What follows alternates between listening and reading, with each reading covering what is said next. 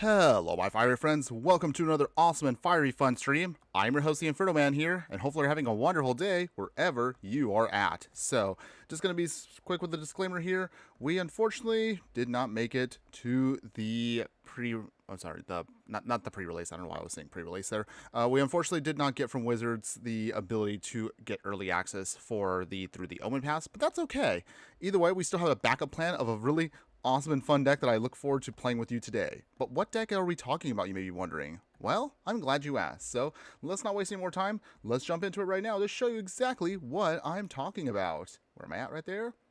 All right, awesome. Oh, you're officially back on Magic? Okay, welcome, Dennis Lennet. Thanks again for joining us today. Hopefully you're having a wonderful day wherever you're at, and good to hear that from you. Okay, so we're going to be playing with a deck that is based upon one of the precons from the Edge of Eternity set, because in about a week, the sun, I guess you could say, will be setting, if you will, on Edge of Eternities, and everybody we talk about for that, because as this point right now, a lot of people right now are streaming through the Omen Pass / not Spider-Man, but you get what I'm saying with that. That set is going to be coming out next week, so we'll be definitely doing a lot of interesting things with that, although it's probably going to take a little bit of extra time, only just because, let's just say that set, I'm still trying to figure out how to work with it regarding the deck text, but we'll figure that out as time goes on. Until then, of course, join me today in the Brawl format. We're going to have a little bit of fun and have some laid-back action by playing a deck that I'm simply calling World Domination.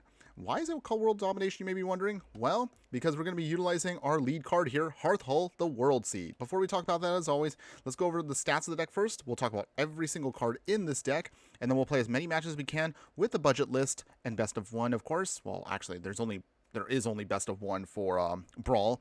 And of course, we'll play the upgraded version of the deck if you're interested in spending a little bit extra on this deck to see how much more stronger you can actually truly make this deck be.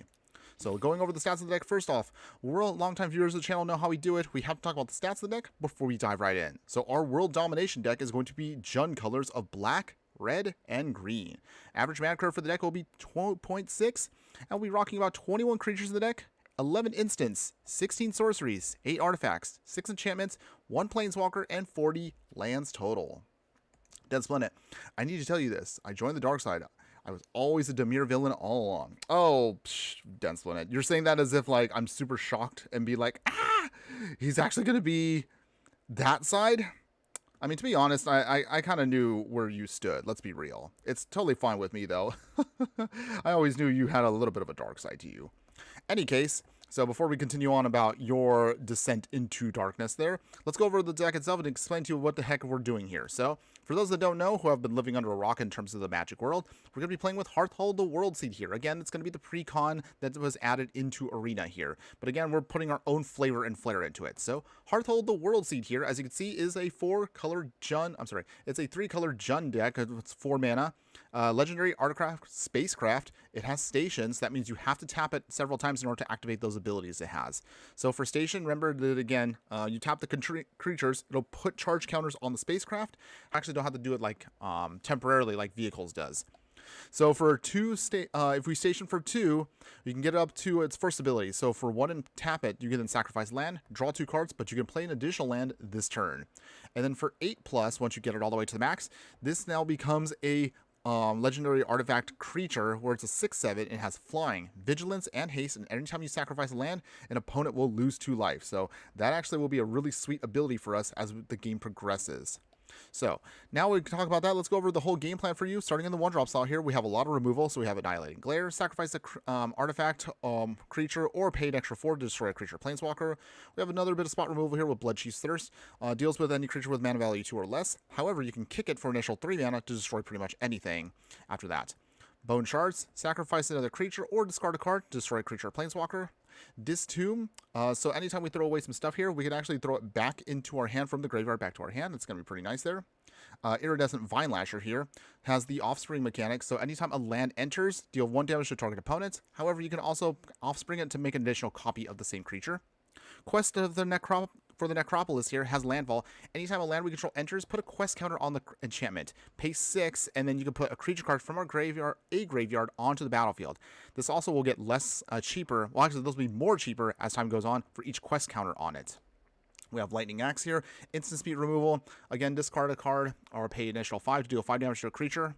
Crop rotation, this actually was a late night addition to the deck because there actually are going to be another set of anthology cards that are coming out to Arena. I think they're probably going to be coming out next week. So we're able to get a kind of a little sneaky peek there thanks to a post, and I do have it up on the Discord if you actually want to see the entire list of what cards are coming into Arena.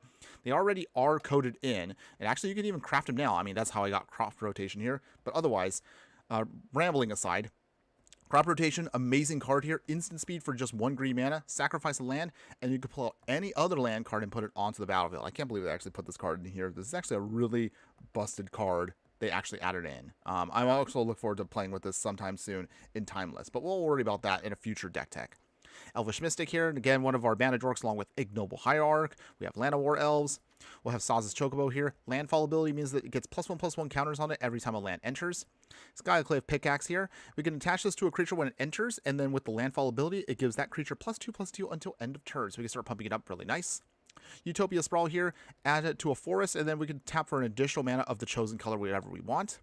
Revitalizing Repast here. It's either a tap land if we need it to be, or just use it as protection, giving our creature +1/+1 counter and giving it indestructible until end of turn. At this 2-drop slot, we'll have Bitter Triumph here. Either pay 3 life or discard a card, destroy a creature or planeswalker. Go for the Throat. Again, destroys any non-artifact creature. Cathartic Pyre, 3 damage to a creature or planeswalker, or you can use this to discard some cards and then draw some cards. Sabo Tender here. We also have a kind of like a secondary ability with the deck here, which is going to be a lot of landfall and pinging here. Anytime a land we control enters, deal 1 damage to each opponent. We have Druid class here. Anytime a land we control enters, we can gain 1 life, or we can also play additional lands once we get to level 2. And then level 3 turns a land we control into a creature with haste, and the creature's power and toughness are equal to the number of lands we control. So that's actually pretty nice for us to finish off our opponent. Aftermath Analyst here. Mill 3 cards when it enters, then sacrifice it and pay 4 to bring back all the land cards from our graveyard to the battlefield tapped. Gaia's Blessing. If we do end up getting milled out a little bit here, we can then put all those cards that are in our graveyard back into our library. So this is actually pretty nice here. Or we can just simply cast it for 2 mana to shuffle 3 cards back into our graveyard and then draw a card. Into the north, just bring out a Snowland and put it onto the battlefield tap for ramping. Seed Shift Impact here. Destroy an artifact or enchantment, and if its mana value was 2 or less, create a lander token, which we can use later on to sacrifice and then dig out another basic. Sylvan Scrying here. Another way we can dig out any specific land we do want and put it into our hand. Tifa Law card here. Has Trample, of course. We played with this card a couple months ago when Final Fantasy first came out. An amazing, great finisher for the deck if we could just get the landfall trigger to go off and then double up her power. Dreadboard here, just straight up removal. Sorcery speed, but it still works for us. Destroy a creature or planeswalker. Jury, Master of the Review. So this actually goes really well once we start sacrificing a bunch of lands. Anytime we sacrifice a permanent, put a +1/+1 counter on Jury. If she dies, it'll deal damage equal to its power to any target. So this could be a great way also to just pump something up. Zoyova, Lava Tongue here. Another simple little creature here. Has Death Touch. It's a legendary Goblin Warlock. At the beginning of your end step, if you descended, which means, again, anytime a permanent card is put into the graveyard from anywhere, we can then force our opponent to either deal 3 damage if they don't otherwise sacrifice a permanent of their choice or discard a card. So kind of like a nice little pick your poison, if you will. Seed Shift Brood Tender here, and it enters, mill 3 cards for 5 mana, then sacrifice it, bring back a creature or spacecraft card from our graveyard to the battlefield, so good way to recurse something. Stump Stomp here, dealing damage equal to your creature's power to a creature or planeswalker you don't control, or make it a tap land. Arcane Signet, we're multicolored, so we definitely need to throw this in as a staple. Back for seconds here, 3 mana to bring back 2 creature cards from our graveyard to our hand, or you can bargain it by sacrificing artifact, enchantment, or token, and then putting one of those cards with a mana value of 4 or less back onto the battlefield, and the other goes into your hand. Boggart Trawler here, when it enters, it's going to be Graveyard Hate, or you can use it as a land. Popular Egoist here, so we are going to be sacrificing a lot of permanents, so we can then life gain and drain our opponent for 1, or you can use it to sacrifice another creature or enchantment and give it indestructible as a nice little blocker. Choking Miasma here, one of our low-level wraths that we have for the deck. Again, we are going to be a budget deck, so we're going to try to work with what we got. You can also kick it for an additional green mana to put a +1/+1 counter on a creature, and then give all creatures -2/-2 until end of turn. Litho Breaking here, another one of our low-level wraths for the deck, but it can still just kind of sweep away a lot of the cheap tokens out there. Creates a lander token, and then when we do, sacrifice another artifact. After that, 2 damage to each creature. Dense Planet. Gotta craft a proper meta deck. A Dimir bounce deck to be specific. Oh, well, I would definitely say, I mean, you definitely have more than enough options depending on, again, however you want to craft it. But again, you are definitely an evil person for trying to do something in Dimir. But of course, it's on flavor for you. So hopefully it works out for you. Let me know how it goes. Sundering Eruption here, you can use this as, again, land hate, and then force whoever controls that land to then dig out a basic land, or you can use it as a land if you need to. Ball Again Recovery is either a tap land, or use it to bring back a land card from a graveyard to our hand. Larval Scoutlander here, another one of our spacecraft. When it enters, sacrifice a land or lander token, and then dig out 2 basic lands and put them onto the battlefield tapped. Station for 7 to make it a 3/3. Spelunking here, one of our definitely solid cards here. When it enters, then draw a card, put a land card from our hand onto the battlefield. We actually don't have any keys for the deck, so don't care about that part, but realistically, lands we control will enter untapped, so that's why it's an incredibly good card for our deck. Tireless Provisioner here, another awesome staple if we're rocking green. This Elf Scout has landfall where it reads anytime a land we control enters, make a food or make a treasure token for ramping. Mayhem Devil, since we are going to be sacrificing again a lot of permanents, and we assume our opponent is going to be sacrificing stuff at any given point, we'll then can punish that by dealing 1 damage to any opponent anytime a permanent is sacrificed. Tennook Memorial Ensign here. We played this card as its own standalone commander, but in this deck, it also pulls double duty as being great in the 99. So again, check out that stream if you haven't already seen it, because again, we could definitely talk about this deck more in depth with Tennook on its own if you want to. Riveter's Charm here is going to be a actual Jund colored instant where we can then use it to either make our opponent sacrifice a creature or planeswalker they control with the greatest mana value among creatures or planeswalkers, exile the top 3 cards of our library, and until the next end step we can play those cards or use it as graveyard heat. Chromatic Lantern here, we can afford it for the budget here, so again we're going to throw this in to make sure we can fix all of our mana to make it whatever we want it to be. In the 4-drop slot we have Fell the Profane here, and then we could use this as again spot removal, or you can use it as a land. Spitfire Lock here, similar to our Sabo Tender and similar other cards that we have. Anytime a land we control enters, ping our opponent for 1 damage to each opponent. Splendid Reclamation here, so one of our kind of key pseudo combo pieces, if you will. Bring back all land cards from our graveyard to the battlefield tapped, so this can be great once we start milling a ton here and bring everything back to start ramping even more. I Still Explore. This is definitely one of our more expensive cards, especially if you're playing this in paper. But if you do afford one, this is actually amazing for the deck, and we had to at least auto-include it even on a budget. So I Still Explore, 4 mana, 2 mana, 2/4 Insect Scout. Play an additional land on each of our turns, and you can play lands from your graveyard. So again, this is great for us to then just start milling through our deck, getting stuff out, reusing it with Hearthhull out. This is an amazing, fantastic card for the deck. Great synergies. Binding the Old Gods here, it's going to be one of our another spot removals, destroy non-land permanent, then dig out a forest card, put it onto the battlefield tapped, and then finally give all of our creatures death touch until end of turn at part 3. Vraska Golgari Queen, another one of our great value pieces here. So this legendary planeswalker here, you can use it to tick up for 2 to then sacrifice a permanent, and if we do, gain 1 life and draw a card. Tick down 3 to destroy a non-land permanent with a mana value of 3 or less, and then tick down 9 if you can get to the ultimate here, giving ourselves an emblem that reads, anytime a creature we control deals combat damage to a player, that player will lose the game. So this can be another way to kind of give us a little bit of a plan B or plan C, if you will, to back up our deck if we want to try to win. Soul of Windgrace here, another one of our Jund cards, and you actually can use this technically as a pseudo backup commander, so if you want to swap out the commanders, you can totally do so with this deck, but if you want to use Soul of Windgrace as is, even though it is partially modified due to the costs of the alchemy nerfs and buffs, this cat avatar 5/4, at least in Arena, reads, pay either 1 green, discard a land card to gain 3 life, pay red, discard a land card to draw a card, or play black and discard a land card and then give it indestructible. So either way, you can still use it for whatever you need to.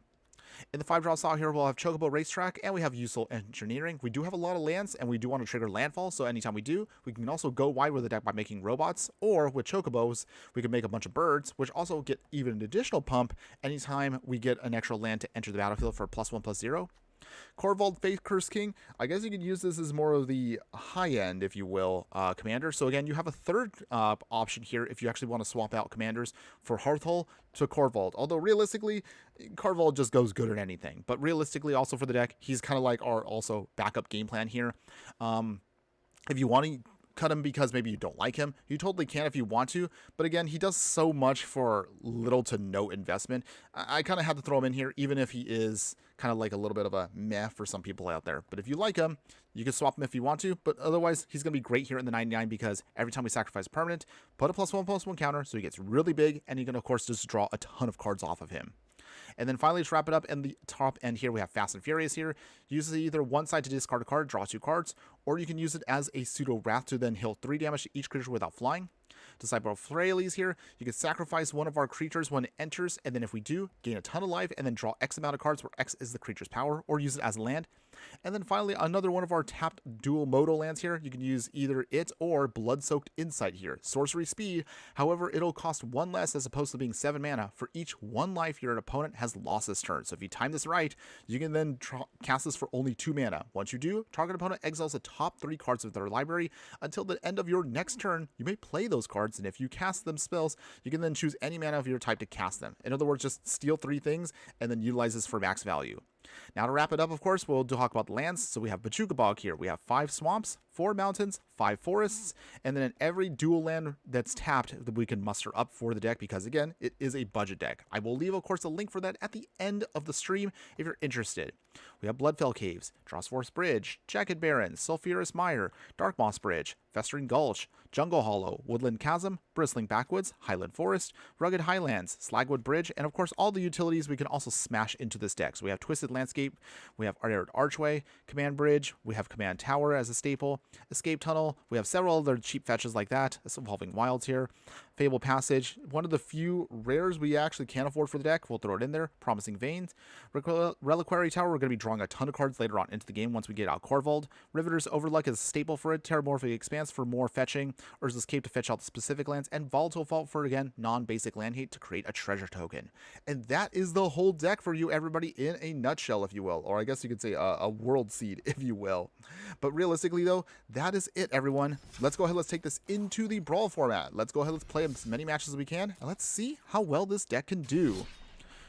Okay, woo! As always, just get so winded from trying to explain the whole deck. But again, thanks again for this one. We actually have played several landfall decks throughout the course of Edge of Eternity, so hopefully you guys aren't too bored of landfall shenanigans here. But I'm actually looking forward to this one, only just because we haven't actually done a Brawl one, so I really look forward to this.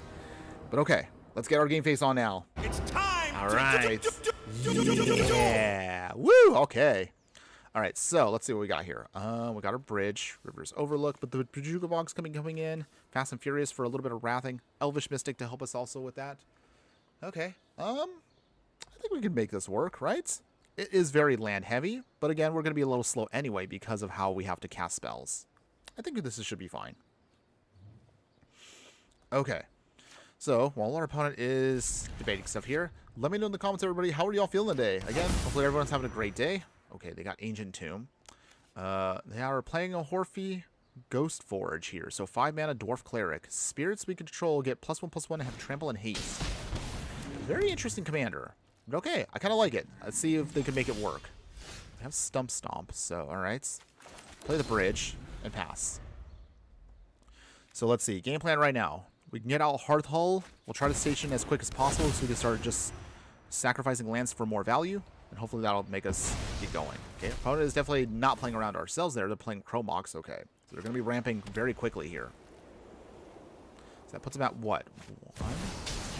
Oh, Elish Norn. Okay. Well, the good news is we do have an option for that. So it's not like we can't do anything. Even if they do turn off awkwardly the ETB effects, that's fine. Inspiring Overseer. Okay. They're going to get 2 cards off of that. Gain 2 life. Okay. Annoying. That's fine. We do have removal in hand. So once they tap out, we should be good to go. Okay. Swinging. No blocks. Okay. Down to 21. All right. So let's see here. First off, we will... What do we discard? Actually, we'll have to pay the 3. Small price to pay, but we could just get rid of it here and now. So, Elish Norn. The reason why we have to do it main phase is we want to make sure we can actually get our triggers off, because otherwise that really won't do anything for our deck. There we go. And we can get River's Overlook to actually do its thing. Okay, so with that, let's see, what do we get out? I think we probably get out another forest. Okay. Okay, gain that life. No attacks yet.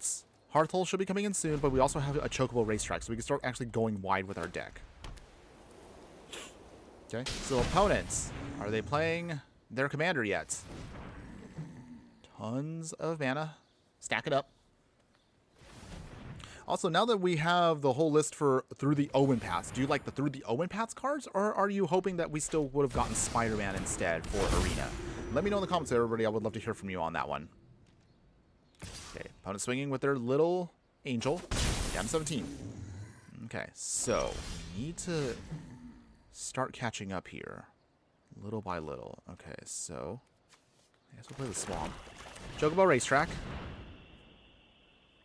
So this way, once the Worldseed comes in, we can start stationing it very quickly once we can start getting the rest of our lands going. Okay. 4 cards opponent. What else you got? Market Gnome. Okay. Sacrifice fodder there. 3 cards in hand, opponent. What do you got? Combat Thresher. Okay. So that means with the ability that Hofri has, this will be a deafening thing once it actually starts going off. We got to start dealing with that quick. Okay, they swing. Den Splendid. Might rebuild Dimir Poison deck again. After crafting new cards, I hope to make it better. Also, Open Pass looks better than Spider-Man. Yeah, I mean, I actually do like that. I know some people were kind of like, it feels very meh in some ways, but I actually do like what it has, if that makes sense. Let's see here. I think now's the time. We'll bring in Hearthhull. So, let's see. How do we do this here? I think Stomp. Take out the Combat Thresher. So we got to get that off the field. Okay, it dies. But they can make a Spirit version of it, which is a little scary, but that's okay. Okay, tap that, station it. So now we can activate its first ability, which means that we start drawing a ton of cards.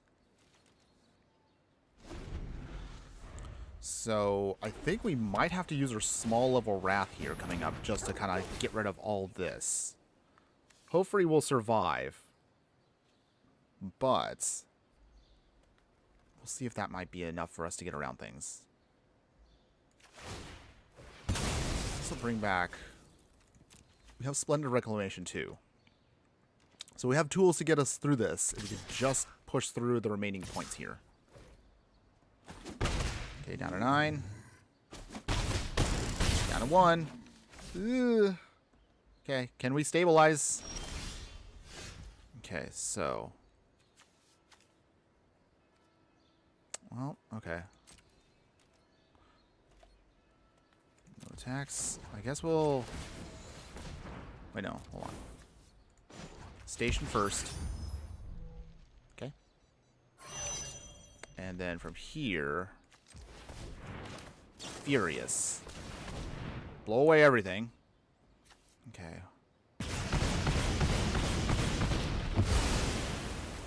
Okay. So that does mean they will take a... They do make a bunch of tokens. Still annoying. Wow. Again, I've never faced off against this card before, so it was really hard for me to evaluate what was the best way to do this. But we tried. Volatile Vault. Make another Chocobo. We can sacrifice here. Get rid of their Ancient Tomb. Like, it gives us another token, but it's not going to be enough, because we're already down to 1. That Inspiring Overseer alone just survived. Okay. Alright, so still at least trying to get a little bit going here, but looks like it might be a little too late. Play green. We'll sacrifice a land. Not that it really matters at this point. Draw 2. Just to kind of get us going here. Get another mountain going.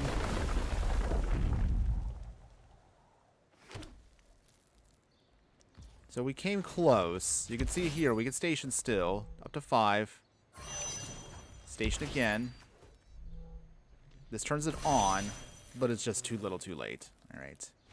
I just want to at least give you an idea of, again, like how it stall works there. So, dang. First loss of the day, but that's okay, everybody. Shake it off. And we're just going to move on to the next game. Okay. Still feeling pretty good, though. I know this deck can get some wins in. So hopefully we'll try to score a couple of those. Oh, there we go. We got our nice little bonus there. Originally, the stream, I was gonna try to do both drafts back to back. But I don't know. Maybe, I don't know how I feel about that. Maybe I might do that as bonus content for a future video. If you haven't already noticed, everybody, I already put up one bonus video, but this one is going to be for members only and also for Patreon subscribers. So we're going to see if we could try to really get that going in the future now. Is just starting to make more Patreon content. Not that I'm trying to get you guys to, you know, buy my stuff, but we are a one fireball operation here, just trying to do our best here to see if we can get a little bit more value from future potential subscribers out there. Okay, so they were playing with Svella here. Okay, that's interesting. And we'll play Hail Passage. Not going to get much value out of this, but I do need that black source down ASAP. Okay, and then we'll pass here. So the reason why we're doing this here is once we get out Iridescent Vine Lasher here. Okay. For full value, make that copy. There we go. Okay. Now we do have what we need. All we just need to start doing is putting down the rest of our pieces. Svella, okay. Opponent is looking forward to doing their thing here. So let's see. How do we want to do this here? Larval Scout Lander. We'll sacrifice our forest. So we can get out 2 more forests. Nice. Okay. And start the pings, everybody. So this is kind of like our secondary option here to beat down our opponent. And put another land down. There we go. Doing pretty good here. Alright, no attacks. And pass. Oop, hold on 1 second, everybody. While our opponent's doing the thing, give me 1 second. Be right back.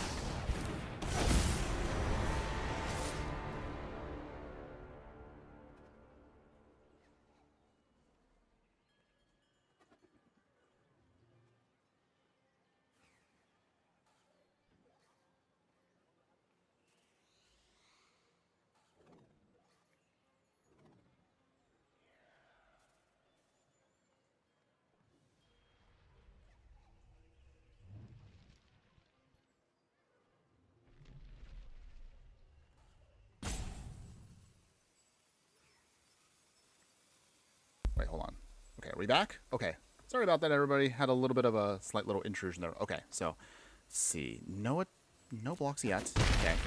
So they have the Quake Mole, so opponent is definitely not playing around with us here, but okay, let me see. Can we get around this? Is there a way around this? Okay, so I think Corval. We'll start sacrificing things here. We'll sacrifice the Scoutlander. We don't really need that. Come on, deck. Okay, no lands. Okay, still attack. So let's see. The Quake Mole. Whenever it becomes blocked, untap each creature to control after its combat phase and additional combat phase. Okay. So it doesn't have indestructible. So we can still block it and still defeat it. Harrow. Okay, so they are also trying to get their own ramp going. Dead Splendid. Yeah, Hopeless Nightmare into another Hopeless and Fear with Town is utterly disgusting. Also loops with Yorion as well. Oh, you're trying to go that route, huh? That sounds absolutely disgusting, by the way. But if it works out for you, more power to you. We made an Abzan bounce deck, if you were interested in that. I mean, I made that a little while ago. Okay, so... Let's see here. We'll block for now. We have to get rid of it. We can't allow it to do massive damage to us, so it has to go away. No blocks here. I'd rather take the 2 than lose 8. Okay, so let's see here. Hearthhull. Coming in. Skyclave Pickaxe. We attach it to the Vine Lasher. Get our landfall trigger in. Alright, nice. And quest for the Necropolis. Station for 1. Swing here. Down to 14. Okay. So far we're in this. We're doing pretty good. Let's see if we can keep this going. Bo's got 4 cards in hand. Come on, opponents. What else you got? Tyrant of Care Ridges. I totally forgot. Okay. 4 damage to any target. Oh, jeez. Ouch. Cultivate, okay. So getting more lands out. So it has fire breathing to it. Nothing else realistically. So it's not too scary for us. We'll see. Okay. Chocobo Racetrack. Swamp. Hitting our opponent still. Round 13. Station. Sacrifice a land. Let's see. Again. So at least we can reuse that later on. Alright, and then also we have another command tower here. Nice. Hitting our opponent for a little bit here. Down to 12. Let's see. Seed Shipped Impact won't do anything now. Seed Ship Brew Tender. Mill 3. Okay, so we did get a couple of essentials into the yard there, so let's station a bit more. Station again.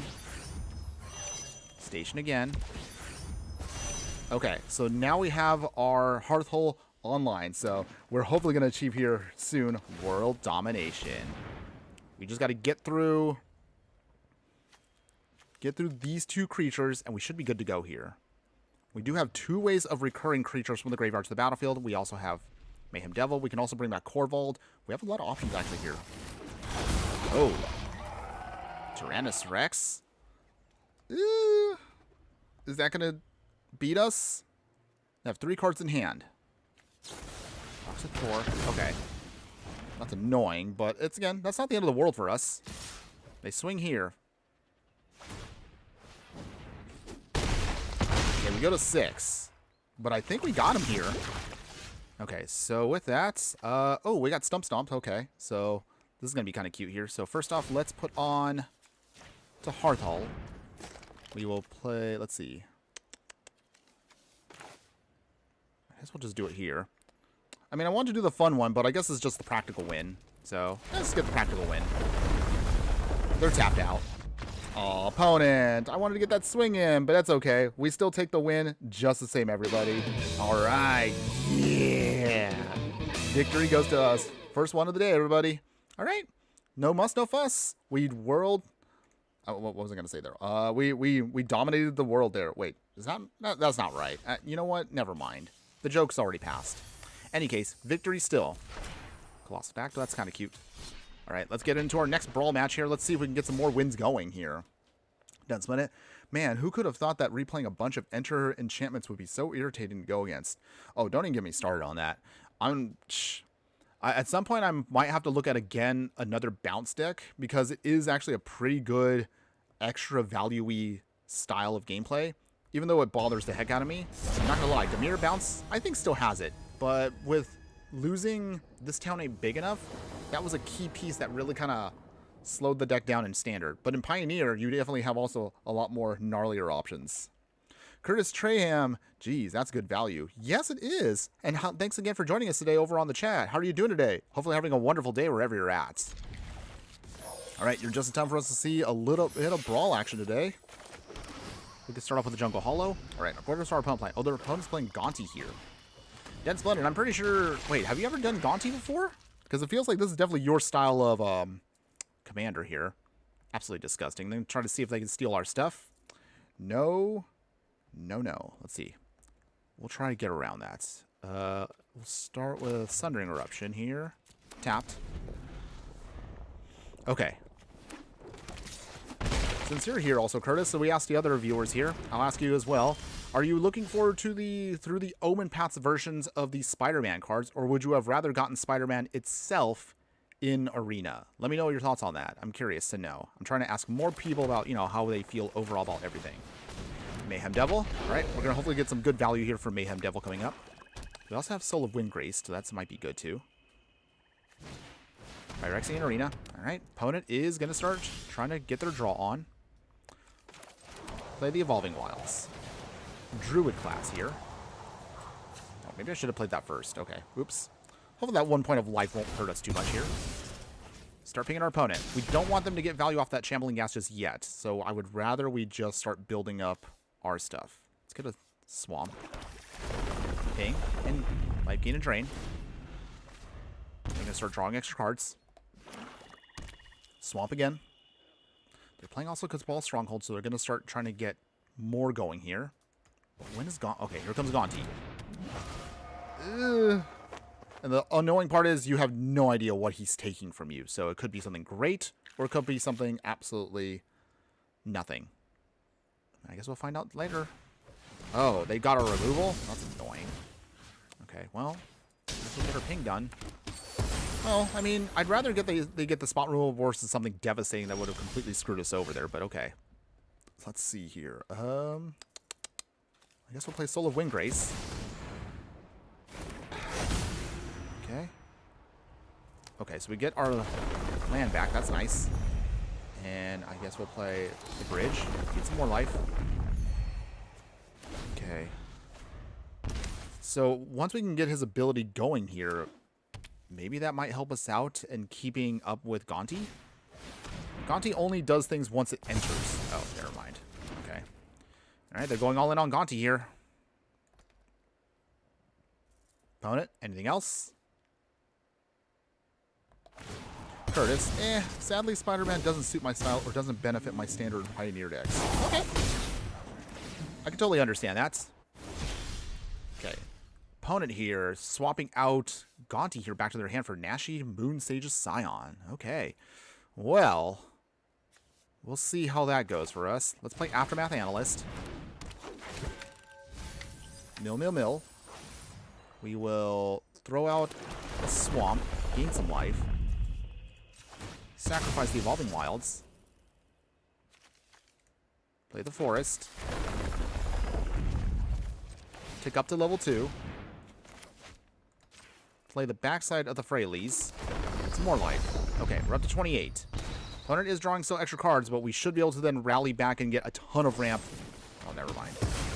Okay, so they cut down our creature here, but that's okay. We're still going to be good for a little while. Okay. We actually can blow up Nashi with Veroska here, so I think maybe we can do that.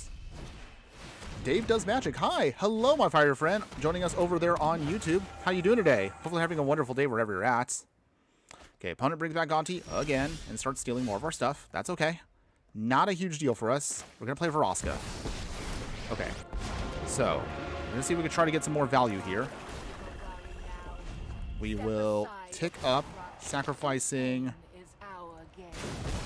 the Freyleys. Draw another card. You play another Forest. Gain some more life. Okay. Well, I guess we'll ultimate that. And then Slagwood Bridge. Okay, well that's actually, that's kind of nice for us. We can use this now as an actual big beater because also it's indestructible land. Sorry, opponents. Gonti goes back. Even though they did steal our card, it's still annoying, but we're going to try to get around that. At least now we have a nice beatdown plan here that might win. Our opponent can't even Fatal Push or anything against the bridge.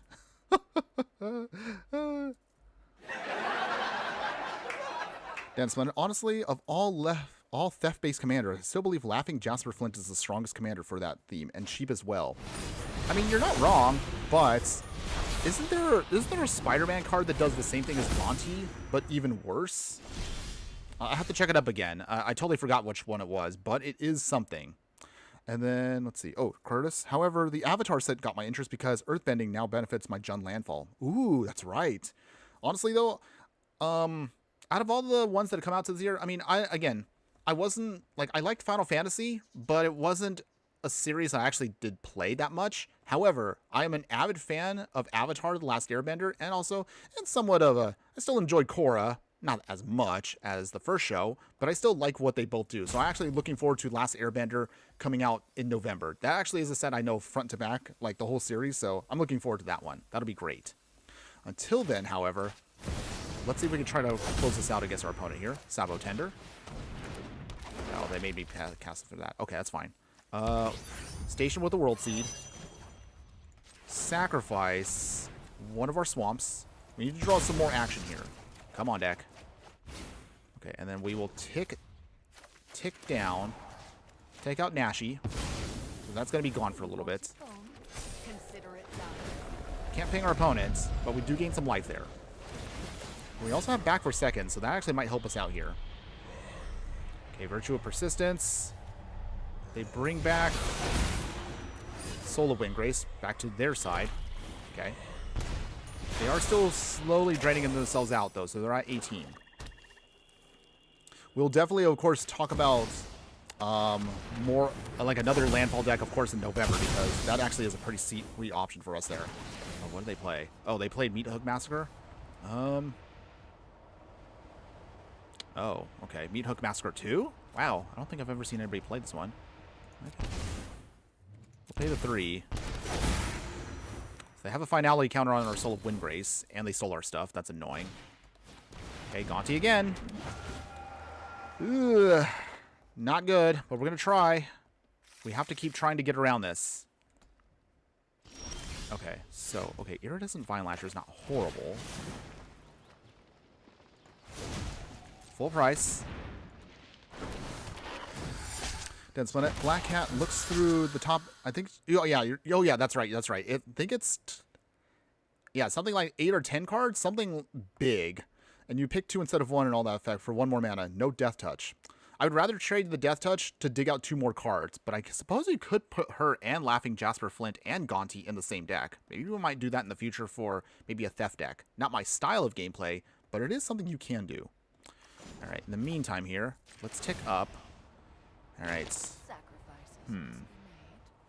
Well, okay. I think sacrifice a forest this time. Okay, got a Promising Vein. That's cute.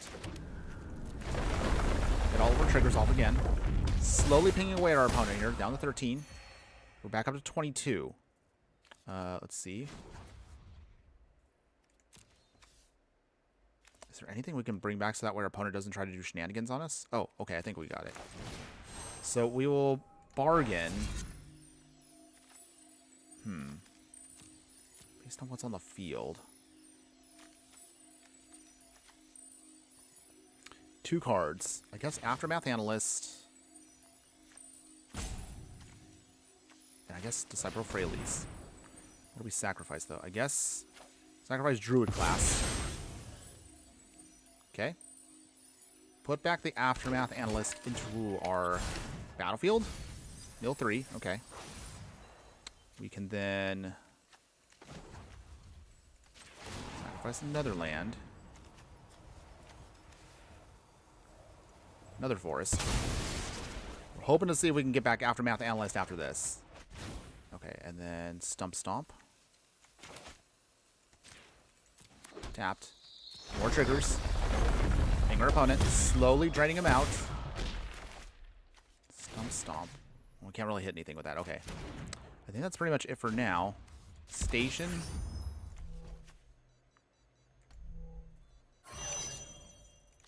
Station. Station. Okay. Okay. I think we can pull this off here. We're going to try. We'll try.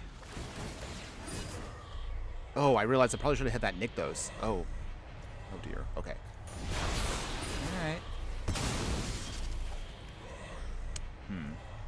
It's fine. It's fine, everyone. Get a little bit more pinging going. Well, the good news, at least with this plan, is even with the One Ring out, they can't really draw too many cards, or they will drain themselves out fast. I'll have to ping them just a little bit more there. So down to 8. We go to 21. Massacre Worm. Ugh.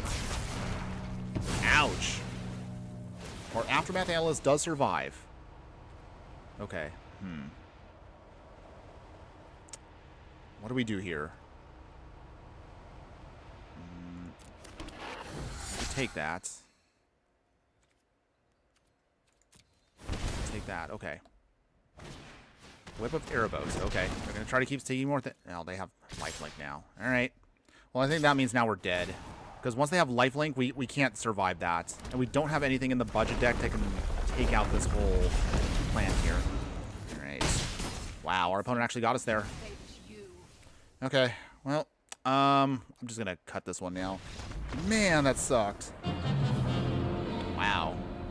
We were close to getting them, but then once they got that whip out, we were done. There was no way we could have stopped that on a budget deck.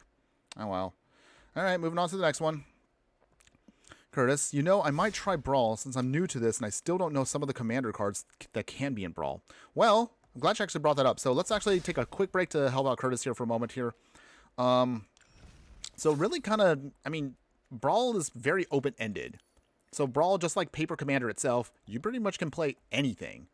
And the only restriction, of course, as you know, is if you're playing Brawl just like Commander, whatever your commander is, the only restriction is you're restricted to whatever colors they have. So, for example, if you play like, you know, Ishimaru here, as an example, you can only play then white cards. You can also play colorless cards too, but that's pretty much what you're restricted to. So the more colors you have, the more options you have for cards. But also, deck building gets a little bit more complicated as you get more colors. So think about, the way I like to look at it is, I always try to encourage everyone, try out monocolored first to kind of get a feel for, you know, like what you like. And then once you kind of figure out, like, you know, what you really you prefer your style to be for, you know, the game, then kind of start expanding from there to kind of get a real good feel as to, you know, what you want to do. So, for example, if I wanted to go like all 5 colors, Azika here technically is all 5 colors. So you can do everything, but also it gets very complex as to, you know, what you want to do. Or you can do, you know, let's see, where's another card that we haven't done? You can put here Isquinith, Firstborn of Gishath here. So again, dinosaurs if you like dinosaurs, and, you know, red and green colors if you are fans of that. So that makes it a little bit more easier to kind of figure out, you know, how you want to build. But again, it's very open-ended. Kind of just play around with it and see what you like, see what you don't like. Look at deck lists out there. We have a ton also on my channel too, budget and non-budget, if you're interested in checking out like whatever you want. Not to, you know, toot my own horn there, but hey, that's what we are here for. Dense Planet, yeah, mono green player couldn't be bothered playing against me. Oh, they couldn't be bothered because, yeah, they knew what you were going to throw at them. That's why they were like, you know what, I don't want to deal with Dense Planet. But yeah, get your wins in while you can. Okay, so let's, okay, we're looking at the time here. Okay, great. Okay, so we were going to try to continue on. We'll play a little bit more on the budget version, and then we will, of course, we'll then look at seeing how the non-budget version works in just a little bit. All right, let's see. Let's do this. It's time. All right. Yeah, okay. Okay, so let's see what we got here. We got crop rotation. That's actually good. We don't have any busted lands in this deck, but I definitely recommend getting a copy of this when you can. That's going to be really important later on. But otherwise, for now, we'll keep this hand. It is slow, but we can slowly ping out our opponent, so that's the most important part here. Bloodfell Caves. Gain a life. Pass. Opponent is playing Grist the Hunger Tide here. Alright. We will play our Iridescent Vine Lasher. So we'll go that first. Just a single. And then Dross Force Bridge, ping our opponent. So if we could time this right, maybe we could actually play the Blood-Soaked Insight. If we can't, it just becomes just a tap land for us. One or the other, it's still good for us in either way.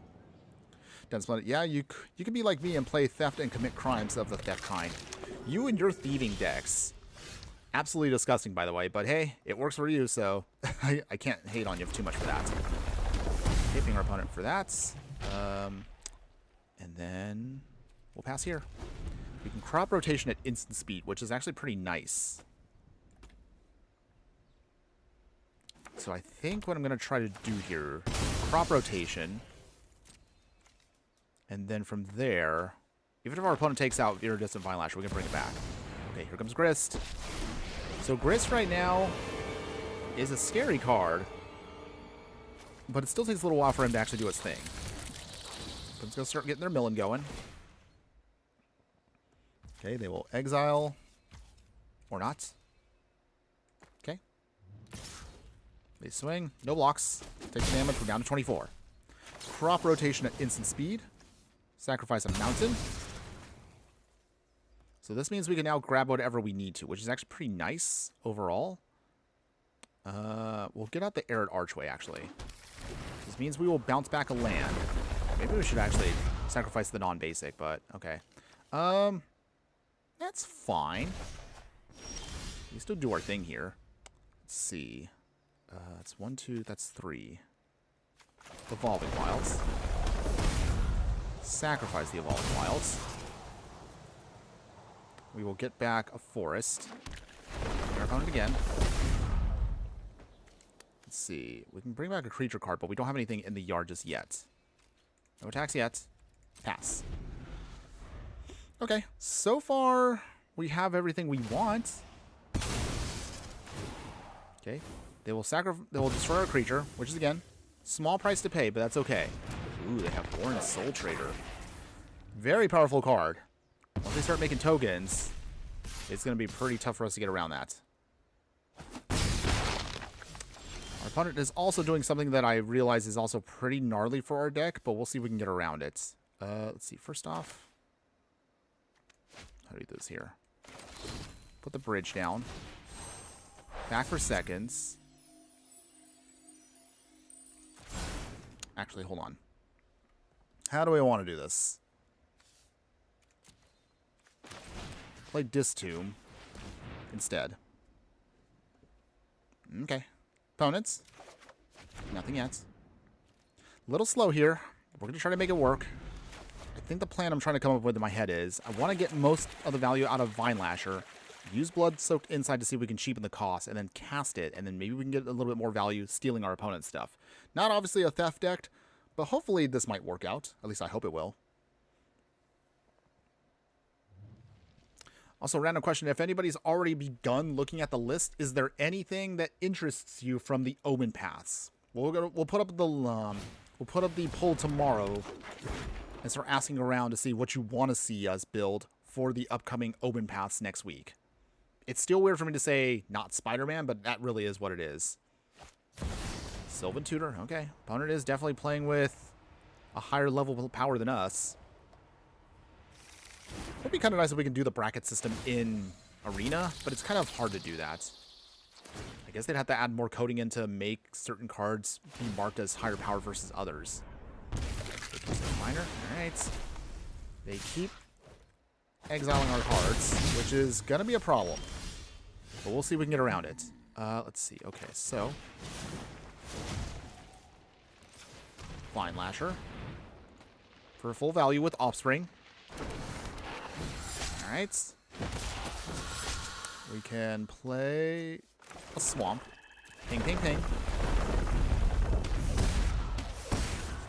And then there's nothing else in our yard, so I guess that's it for now. Okay, so let's see. Splendid Reclamation might help, but not realistically. Blood Artist. Oh, okay. Wow, we're dealing with a lot of life gain and drain today. I mean, again, we technically do life gain and drain on our deck too, but it's just... It's interesting. It's interesting what they match you up with when you play Arena. Like, I don't know, whatever you guys are playing with, whatever you consider as your favorite decks, and then somehow you end up fighting against, like, something that's, you know, more the same. Like, sometimes I'll play certain aggro decks, and I end up fighting against just nothing but mill all day. Okay, 4-second miner. Okay. Generating that value. Fallen Shaman? Maybe? Or is it Warren Soul Trader? They're just going to start ramping. It is a strong card, though. Maybe we should have put that in our deck. Something to consider for the non-budget one. But we'll talk about that a little bit more in a bit.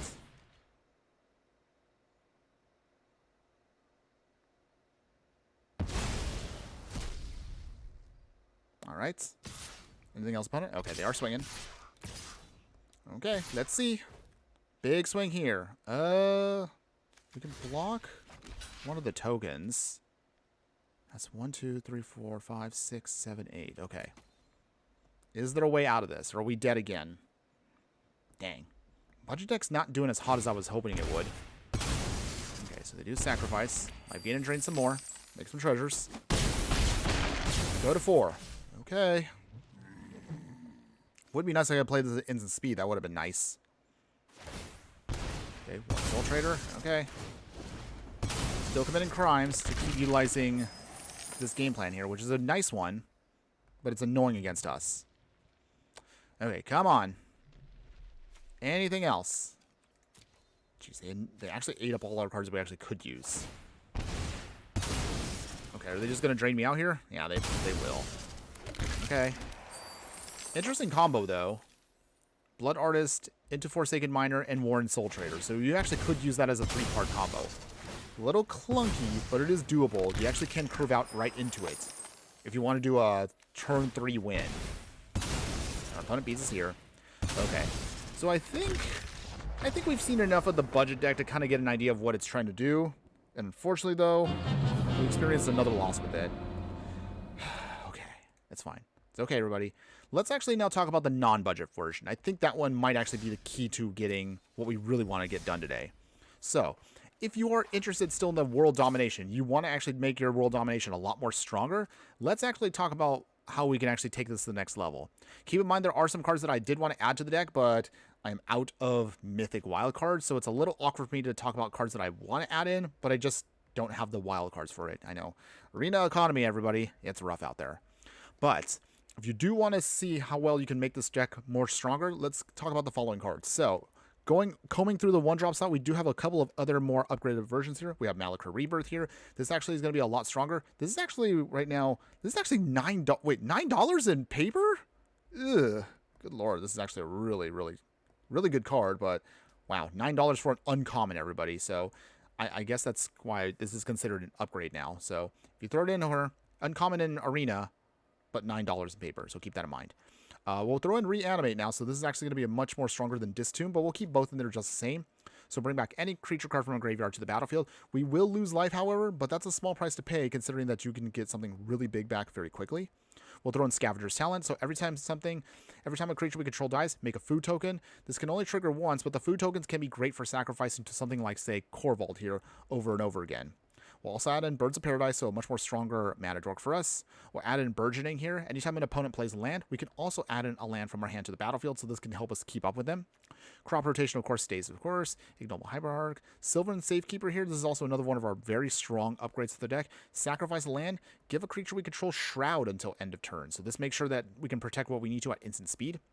We'll, of course, throw in Deathrite Shaman, so this is also another great card for us. Elf Shaman, exile the land card to then fix mana with what we need to, or you can utilize the secondary third abilities. Pay black and tap it to then exile an instant or sorcery card to make an opponent lose 2 life, or exile a creature card from a graveyard to gain 2 life. So it can be a little bit of everything, whatever we need to. In the 2-drop slot, we'll have Diabolic Intent here. We sacrifice a creature, dig out any card, and then put it into our hand. So good for us if we need to just pull out whatever our key piece is. As far as other upgrades to the deck, we'll add a Deeproot Wayfinder here, another amazing card for us. If this can deal combat damage to a player or a battle, surveil 1, and then bring back a land card from our graveyard to the battlefield tapped. So good for us for extra ramping. We'll throw in a couple other unique cards here, like House Cartographer here. This is actually going to help us with our game plan a lot more here. So at the beginning of your main phase, your second one, if this is tapped, reveal cards from the top of our library until you get a land card. Put that card into your hand. So kind of like pseudo card advantage there. Lotus Cobra, Landfall, of course. Anytime a land enters, we can then add another land of any color we want. So great for fixing everything we need to. We'll add in also, we'll also, of course, have to add in Wrenn 6. Wrenn 6, of course, is going to be really good for this deck here. Bring back a target land card from our graveyard to our hand for 1, tick down to then ping something for 1 damage, and of course, we can get an emblem if we're able to get to -7 to then give all of our instant and sorcery cards in our graveyard Retrace. That's actually extremely powerful if we can make it there. But even if we don't, we still have a lot of good options for us. So in the 3-drop slot, we'll throw in Braids Arisen Nightmare, 3-mana legendary Nightmare here, 3/3. At the beginning of our end step, sacrifice an artifact, creature, enchantment, land, or planeswalker. If we do, our opponent has to sacrifice the same permanent type. If they don't, they will lose 2 life, and we can draw a card. So we can punish our opponent as the game progresses here. In terms of other upgrades here, Valakut Exploration, Landfall, anytime a land we control enters, exile the top card of our library. We can play that card as long as it remains exiled, but at the beginning of our end step, if there are any leftover exile cards, we have to throw them away, but then we can then deal that much damage to each opponent. So little by little, we can also burn out our opponent with that.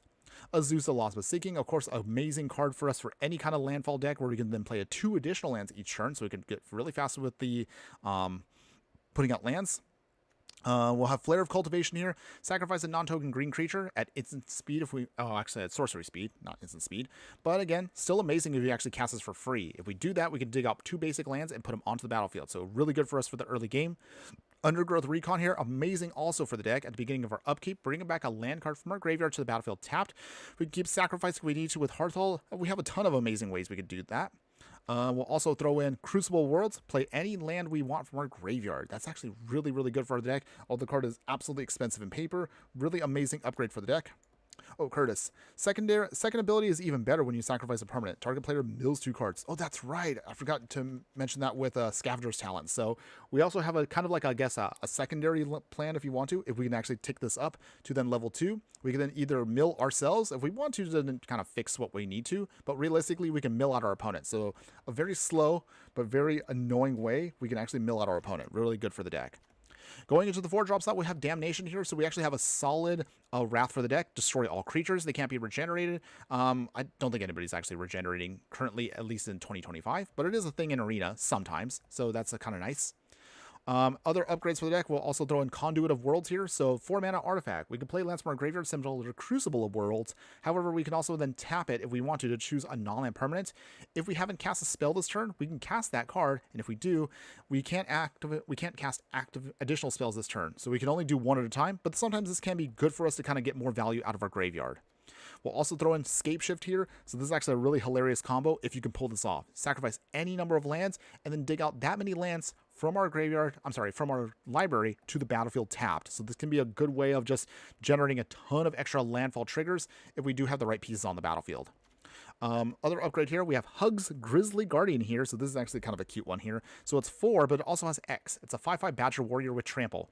When Hugs enters, exile the top X cards of your library. Until the end of your next turn, you can play those cards, and also we can play additional lands on each of our turns. So again, more landfall abilities for us. We can use its ability if we want to. You actually don't have to. You could just play it as a 4-drop here for 5/5. It's a pretty good card, really beefy overall. And then finally, at the top end of the card, we have Primeval Bounty here. We have landfall with it. Anytime a land enters, we gain 3 life. Or anytime we cast a creature spell, create a 3/3 green beast creature token. Or anytime we cast a non-creature spell, put 3+1/+1 counters on a creature we control. So tons of amazing value here. Ancient Green Warden, again, like I don't even have to say anything. This is just an amazing card here. It basically just doubles all of our land triggers anytime it enters. So we can also get double for that. It's amazing. Lumara, Bellows of the Woods. So again, another card for us that when it enters, mill 4 cards, then bring back all of our land cards from our graveyard to the battlefield tap. So kind of like, it basically does exactly what Aftermath Analyst does, just all in one turn for 6 mana straight out. And then finally, we'll have Rebuild the City here. So very expensive at 7 mana, but we could choose a land and then create 3 tokens that are copies of it, except they're also 3/3 creatures in addition to their other types, and they have Vigilance and Menace. So good for us. They are going to be a little slow because they are affected by Summoning Sickness, but we can also use this to clone specific lands we want to get more value out of our deck. But that is going to be otherwise the main part here. The upgrades, of course, for the land base, I'm pretty sure are going to be very straightforward for us, but we'll go over them really quickly here. So obviously we want to upgrade all of our tap lands into actual real rare dual lands that actually are good for us for fixing. So of course we'll throw in all the fast lands, Blackleaf Cliffs. We have the Verge lands like Blazemire Verge. We of course have in the Surveil lands like Rackus Theater. And of course we'll throw in the Shock lands themselves. So that's going to be 4 copies of each across all the ways here. For the singles here, we have Bojuka Bog for Graveyard Hate. We have Zen Crucible Defiance for making some tokens. Boseiju, of course, is going to be a staple for this deck. We can use it as instant artifact or enchantment hate. And then finally, going over to the utility lands that we upgrade into now. So we'll also add in Zeatora's Proving Ground. We'll add in Bloodstained Mire for real fetch lands. Woodland Foothills, of course, Verdant Catacombs. We'll throw in, of course, what else have we missed? Oh, yeah, Prismatic Vista, of course. Lotus Field for sacrifice we need to. Keep the Fabled Passage, of course. But that's basically it, everybody. That is the upgraded version of the deck to get more value out of the deck and make it far stronger than it currently is. Dan Splendid, yeah, I just realized we got a new set of cards that didn't get notified about. New Emrakul Eon's Torn in Brawl. That is true. We actually did get a lot of the cards, but they're probably going to get announced next week. I'm guessing that anthology will be officially released next week. Also, I'm looking forward to using Flicker Whisk and finally Chain Lightning for my burn deck for Timeless. But we'll talk about that again. We'll talk about more of that stuff once we're done with today. Until then, let's go ahead, let's get into the match, everybody. I'm ready now to see how much more stronger World Domination can get. So let's see. Feeling pretty good. Let's do this. It's time. All right. Yeah. Woo. Oh, here, a good one, Spelunking. Oh, that's right. Oh, wait, did we cut Spelunking from the deck? Oh, that might be awkward, but, I mean, we do have now a lot more stronger lands, so we may not need Spelunking as much, but we'll see. Let's see if actually that comes back to bite me later on. But yeah, I'm glad you mentioned that. I think we kind of started running out of room because I was squeezing in so much more value with the landfall stuff we have. But we'll see. We'll see if it actually affects us. All right, so in the meantime here, let's play with the Bala Get Recovery first. Our opponent is playing Giada, so it's going to be all Angels. But we'll see if we can get around Angels. Our Wrath might actually be what we're going to need soon. So play the Swamp first. Lotus Cobra. Okay. Wow, they mana tied those? Are you serious? That's unbelievable. Alright, fine. Guess our opponent is not going to let us have fun here, but we'll try to make it work. Command Tower. We still have ways of getting around stuff, so I'm not going to be too annoyed. Got a Chromatic Lantern. Quest for the Necropolis. Don't count us just out yet, opponents. Okay, so they can start casting big angels now. We also have Escape Shift. We have Hearthull. Oh, that's not an angel. Huh. Are they just a Flyers deck? That's a little weird, but okay. Interesting strategy, opponent, but okay. Game on. Forest. Alright, make a treasure. We will Sylvan Scrying. So let's see, what do we want to grab? I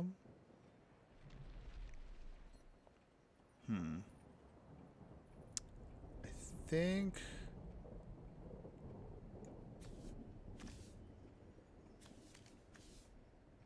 Get the Wooded Foothills.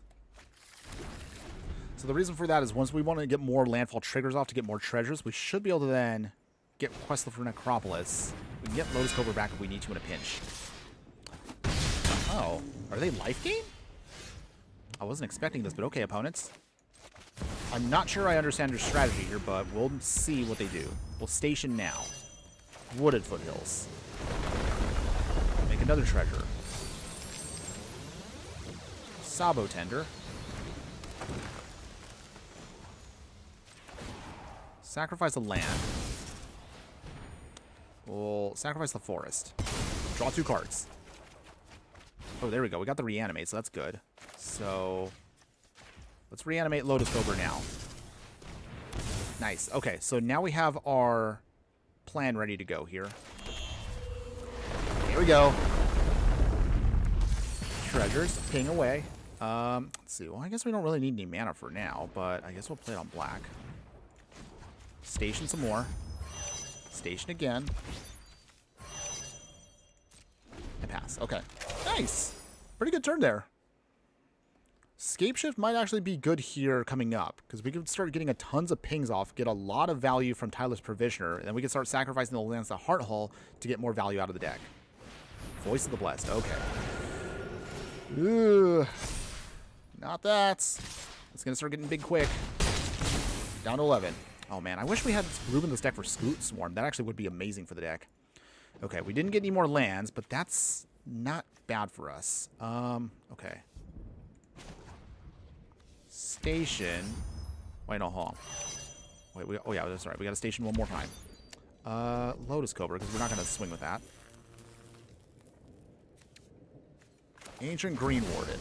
I forgot he has reach, so that's actually pretty nice for us. There we go. Traders abound, everybody. Yes. Wait. Can we win here? I think we can. I think we can. Okay. I think we got it, everybody. All 6 lands. Here we go. Okay. This is going to be so much fun right here. Honestly, it doesn't even matter what we get. We're just going to just blow away our opponent here in like one shot.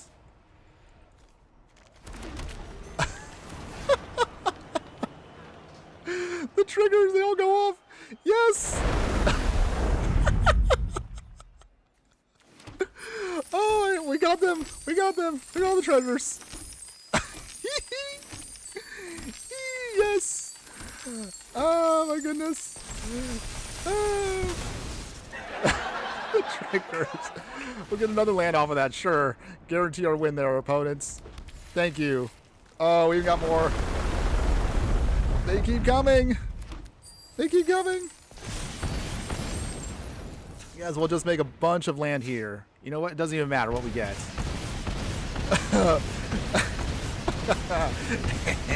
Machine gun win there. Drain him out. Yes, the victory there. Oh, we deserve an applause for that one, everybody. Thank you so much for that one. That was the win right there. That one is going to be the highlight once we get this one uploaded. So, yes, victory, everybody. Oh, man, that was why the upgrades to make it. Oh, man, that was a big difference there. Look at that. I'm sorry, I just need to ramble for this one more time. Look at that. We still had a ton of triggers on the stack. Ancient Green Warden. Wow, I'm blown away. It actually worked. Very nice. Very nice. Very satisfied with that win. Okay. Okay. I think we can all agree. Upgrading the deck there made a huge difference there. I don't think, of course, we'll get another amazing win like that again, but hey, we were able to get it down pretty quick. Oh, man, what a good one that one was. Whew. Okay. Okay. Feeling good about that one. Let's see. Let's go ahead. Let's see if we can get another good match going here. Hopefully we can. Okay. Okay. I'm coming down from it. I'm coming down. All right. Still loading a match here.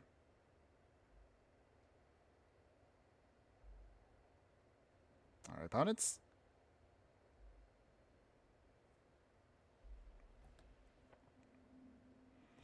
Okay, anything? Hello? Can we get our game going here?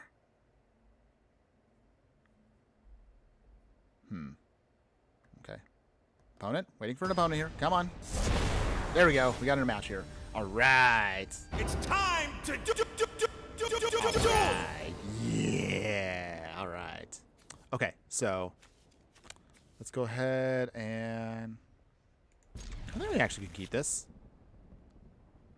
Urza's Cave can speed out a land we need to, so that's good. Start off with a Bulldog, get recovery, and let's go from there.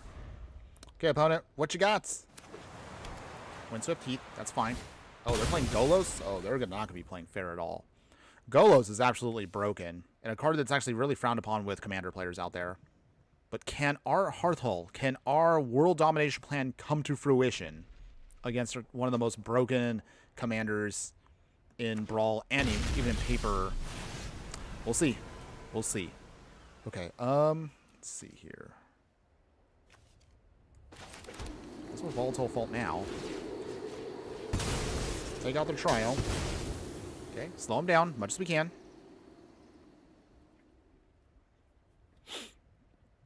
Okay, ideally we want that Ice Till Explorer to come in. Once we can get that down, we can actually start ramping pretty quick here.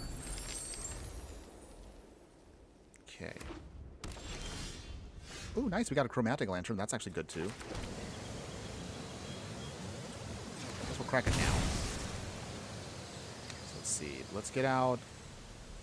let's get out the Blood Crypt now. We hurt ourselves, but that's a small price to pay, because Druid class comes in and we can gain that life back. Okay. Can we do this? Can we do this? Ooh, they got Chromatic Lantern too. Okay. Well, let's see. Gain that life. Chromatic Lantern ourselves. Okay. Rampant. Going around for everybody here.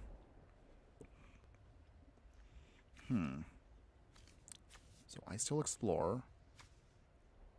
And that means we should be able to start really doing our thing. Oh, they got Prosper. We actually never did a Prosper deck ourselves. I guess we'll find out how well that does in a bit. Let's play now our Ice Till Explorer.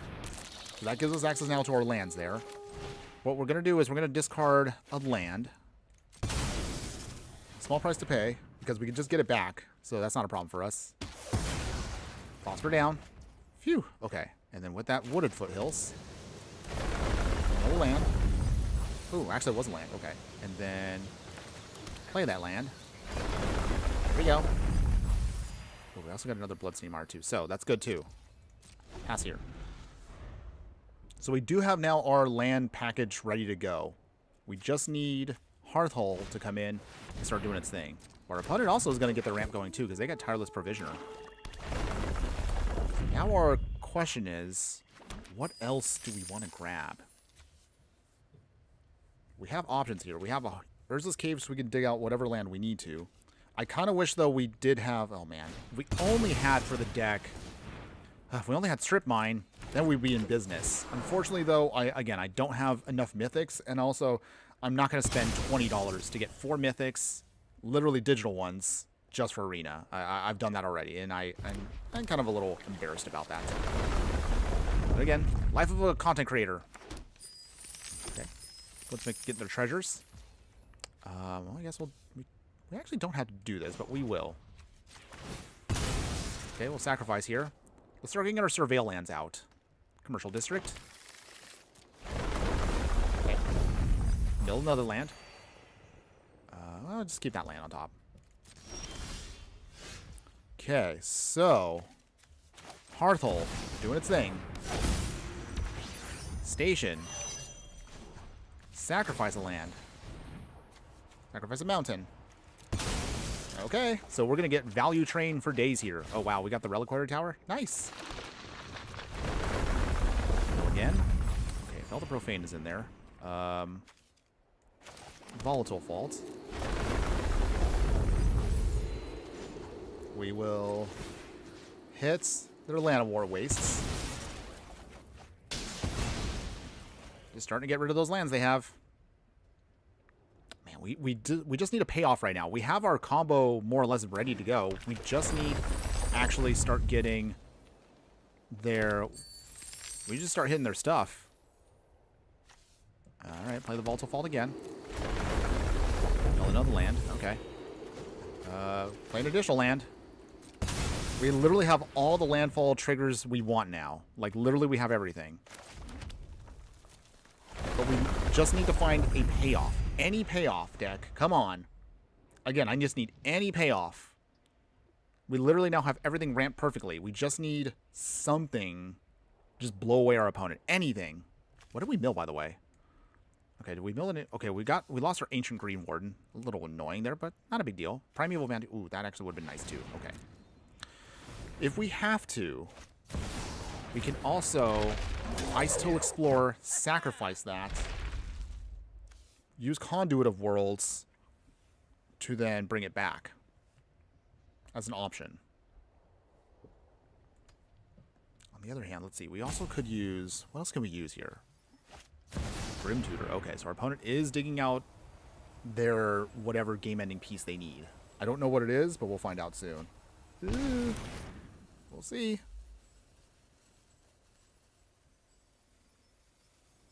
Anything? Goldspan Dragon, okay. Again, 5-color deck like this, I could not predict anything what they're going to throw at us. But they're going to be swinging. That we know for sure.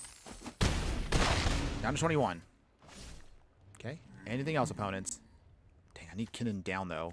Kinnan down with Goldspan. That's a tough combo to fight. Anything else, opponents? Clever Impersonator. Oh. Ugh. They got 2 Goldspan Dragons now? Oh, jeez. That's ridiculous. All right. Arcane Signet doesn't help us. Okay. Wooded Foothills. Keep the milling going. Oh, Lumara would have been so nice to get. Okay. How do I do this? Conduit of Worlds. Okay, so... What do we want back? I guess we'll get Wait, we can't still, because I forgot that we still just did our thing there. Let's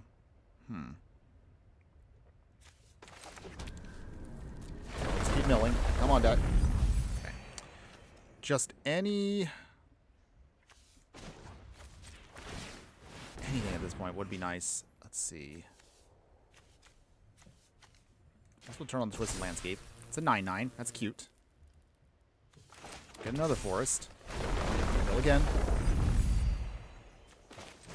Arcane Signets. Big swing here. Ooh, they block with Kinnan. Okay. Well, I guess they have enough now where they don't need Kinnan anymore. Diabolic Intent. And then we'll sacrifice that land. Okay, so now we have a chance to just kind of dig out what we need.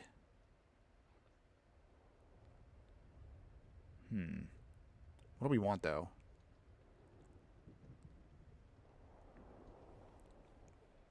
This is now the hard part, because I'm trying to figure out, like, what is going to be our key piece to stop our opponent here. Or maybe we just blow away the whole board first. Maybe the domination's actually what we need. Pass the turn. So, yeah, I think if we just keep their game plan off kilter with the Wrath, then we'll come back. Because all of that ramping they've done is terrifying. But it won't matter that much if we could just blow away the whole board. Okay, here comes Golos. Ugh. Not good, but this is now probably going to be the turn we have to blow away the whole board. Okay.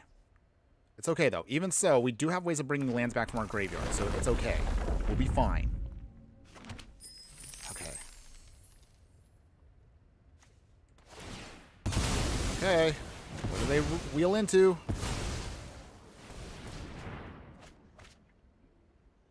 Wait, what'd they get? Mirror Shield? Vega the Watcher. Okay. Nothing too terrifying, but still, these are pieces that we need to be mindful of. Do they play it? They gotta play the Mirror Shield. But at least this means that they're tapped out. Curtis. I just realized something. I thought Brawl is 60 card or 100 card. Oh. Well, actually, good thing you brought that up. So, Standard Brawl is 60 card. And then regular Brawl in Arena is now 100 card. I know, they actually changed the naming about a couple of years ago. Where originally, I think regular Brawl at the time was just 60 card. And then they called 100 card Historic Brawl. Honestly, they should really just... I know it's not Commander, but they really should have just called it 1v1 Commander. That's really what it is. Okay. Okay, borrow time. What do they get? What do they hit? Okay, so they took out our Worldseed. That's annoying. Put it back into the command zone. Yeah. We have plenty of land, so that's not a problem for us. But now that they're tapped out... Okay, so this is going to be the turn we have to do this. So, Damnation. Blow away the whole board. Okay. Phew. Let's do this. Wait, actually, hold on. Wait, can we do it here? Oh, we can't. Okay. It's because we already cast a spell this turn. Alright, it's fine. Not a big deal. Twist the Landscape. Still gain some life back. Play the Fatal Passage. Still gain some life back. And pass here. Okay. Well... Still going to be a little while here, because we just blew up the whole board, and now we've kind of bought ourselves, hopefully, enough time that now that their biggest pieces are off the field, maybe we might be able to outdo our opponent here. It's still any... Ooh. Ugh. Not good. Oh, boy. Chromatic Orrery. Okay. We have Artifact Enchantment built into the deck, but we can't not find it right now to save our lives. Okay. We could crop rotation to check to see what we get next turn.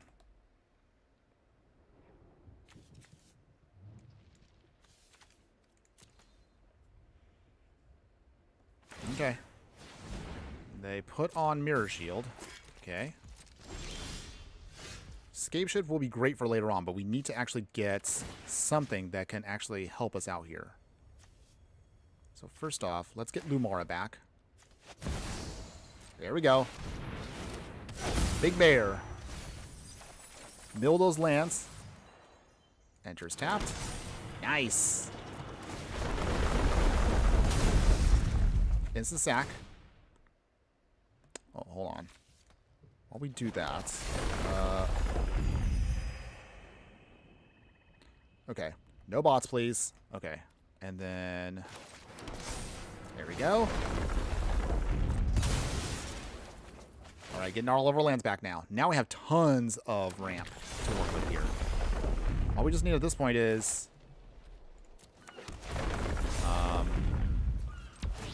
station here. There we go.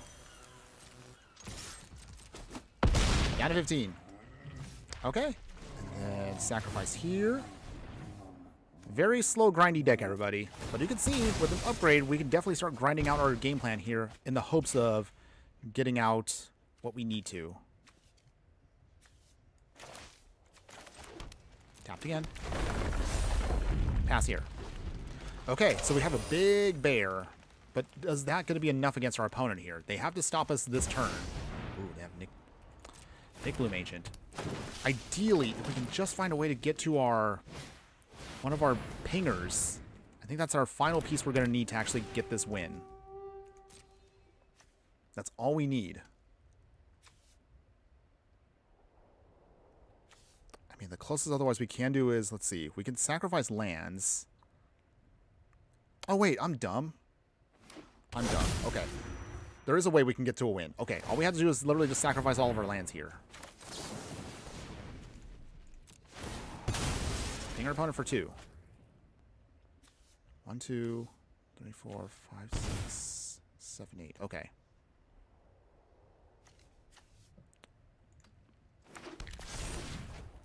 Okay, gain some life again. And then we bounce back. Fail the Profane. Use the Fail the Profane. Makes Bloom Ancient. Okay, opponent. Gotta do it now. Okay. Ruin his ultimatum. Ugh. Okay. So that means Ruin his ultimatum blows away our whole board. Wow. Unstable Amulet. So they got the Evasion Gobakon too. Okay, so how do we do this here? Our opponent managed to actually get off their key piece here. Wow. Okay, well, again, 5-color decks, everybody. I don't even know what to say to that. It's just like, I just feel completely defeated right now. No! No! Desperation Sack. Ping him again. For 9. We're actually down to 9. Gain a little bit more life. Stabilizing. And we just lose everything. Wow. Okay, back to the command zone. Technically, we're not... Okay. I don't know if we're going to be able to get out of this now. I realize our deck does not have any creature lands either. So they're probably going to get rid of Scape Shift. Wow, we came close. If we can get a creature... Maybe we have a shot? Okay. It's a 4-8. Okay. They swing. Invasion of Gobakon has not flipped just yet. Okay, Copperline Gorge. Wow, is there anything we have in our deck that can actually help us out here? Or are we completely done?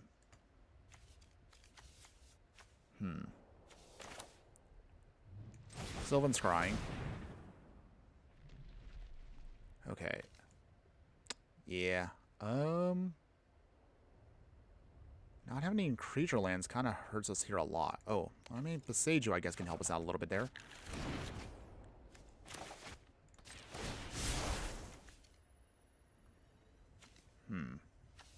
Yeah, there's not really much of anything we could do now. We're going to be completely destroyed here.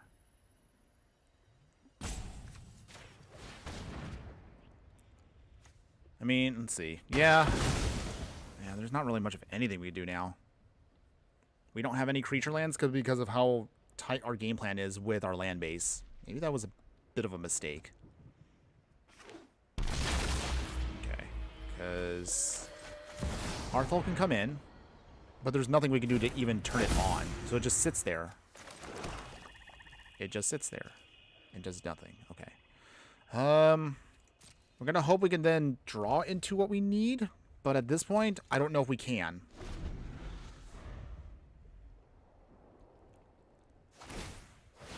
Our opponent's just going to start getting more free stuff. I mean, we're barely halfway through our deck, and we still can't find the creatures we need. Okay. Ugh, this is going to get a little boring. Okay, Quintor, actually, you know what? I'm just going to concede. I know, somebody probably is going to yell at me in the comments, but honestly, this was getting kind of boring, so we're going to just take the L there. It's not like there's a ranking anyway to Brawl, so I kind of just stopped caring there, everybody. Let's actually get into a much more fun one. We actually did come close to ending it, but I realized we ran out of mana.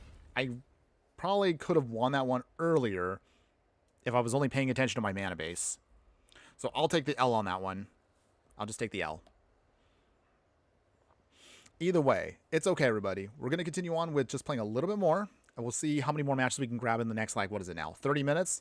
So again, just as a reminder, we do small streams on this channel, and we still appreciate all of you watching today. Even if we don't quite make it. And also, I realized something else. Now, we now have another little ranking here at the bottom. You can see next to my head here. There's a ranking that we have for Brawl? Is that now a thing? I mean, does that mean this is how we're going to get judged now moving forward? I don't know how I feel about that. Did I miss an update? I think it's probably also what I'm trying to figure out here. Curtis, did you add in Strip Mine and Ice Climbers a nasty combo? No, unfortunately we don't have the wild cards for Strip Mine. I know it's super awkward. That's literally the one key piece that probably could have saved us a lot in the past couple matches, because that is what we need to really take this deck to the best level we can get to. But unfortunately, we ran out of wild cards. Super awkward. Okay, Scavenger's Talent's not bad. Okay, Rofel. This is also another card I'm shocked they actually added into Arena. This card is absolutely also busted.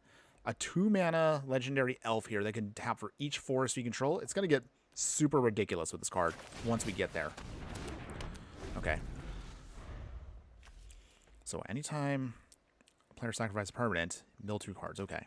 So with this, we're going to try to see if we can get value going. But yeah, yeah, I really wish we did manage to get the more, maybe we could shift this more towards like land destruction. But that's something I'll discuss about once we get to the end of the stream. Okay, Vorinclex coming in. Doing stupid things because Rofello is just a ridiculous card, by the way. Okay, so House Cartographer. I don't know how I'm actually going to survive this, because Mono Green now just got a stupid upgrade. Okay, or Boroid. Okay. Obviously going to swing with House Cartographer. We can get another land with it, that's just fine. But yeah. Do they have the artifact? I'm sorry, enchantment hate? Wow, we actually missed the land drop. That was the one thing I was shocked about. We can take out that, but we're not going to have enough time to deal with a Vorinclex. And then draw a card. Okay, got a command tower, which I guess is okay, but that's going to be too little too late. Even if I... Actually, even if I play anything here, it won't matter.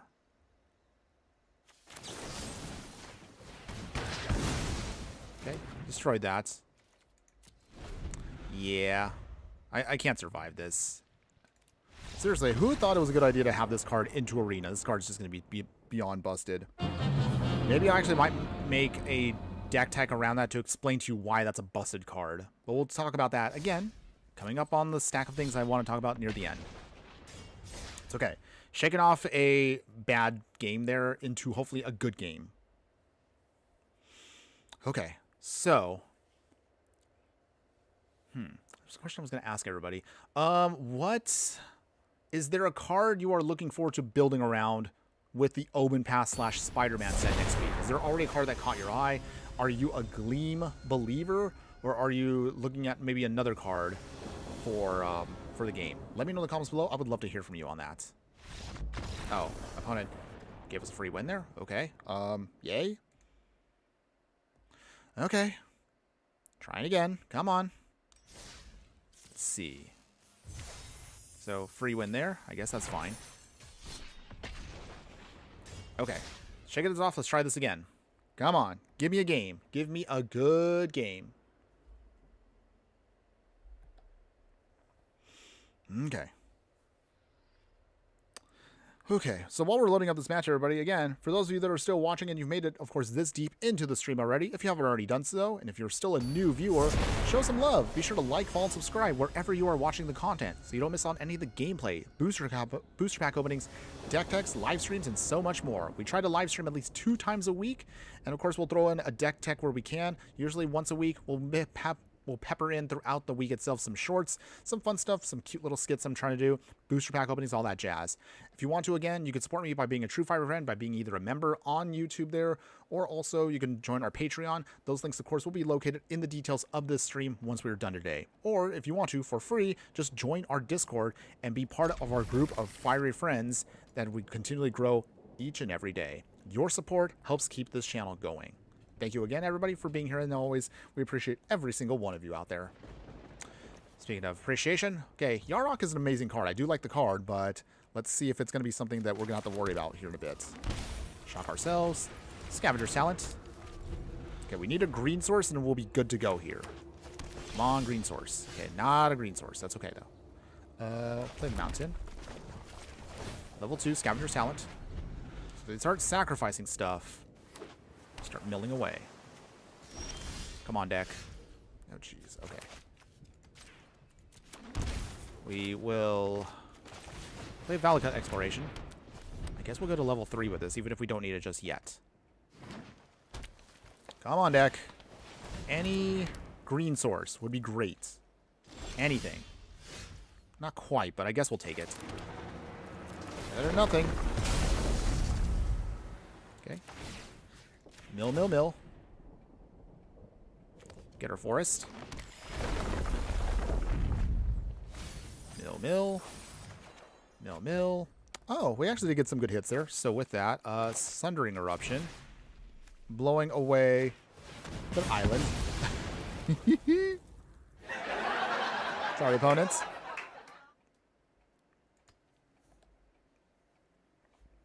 So it forces them then to dig out something else. They got another island, so ping them for 1. If they bring in Yarok here, which they do, okay. Nice. So that sets us up with Binding of the Old Gods. Sorry, opponent. Blown away. Okay, so no value for him. That's good. Ignoble Hierarch. Okay.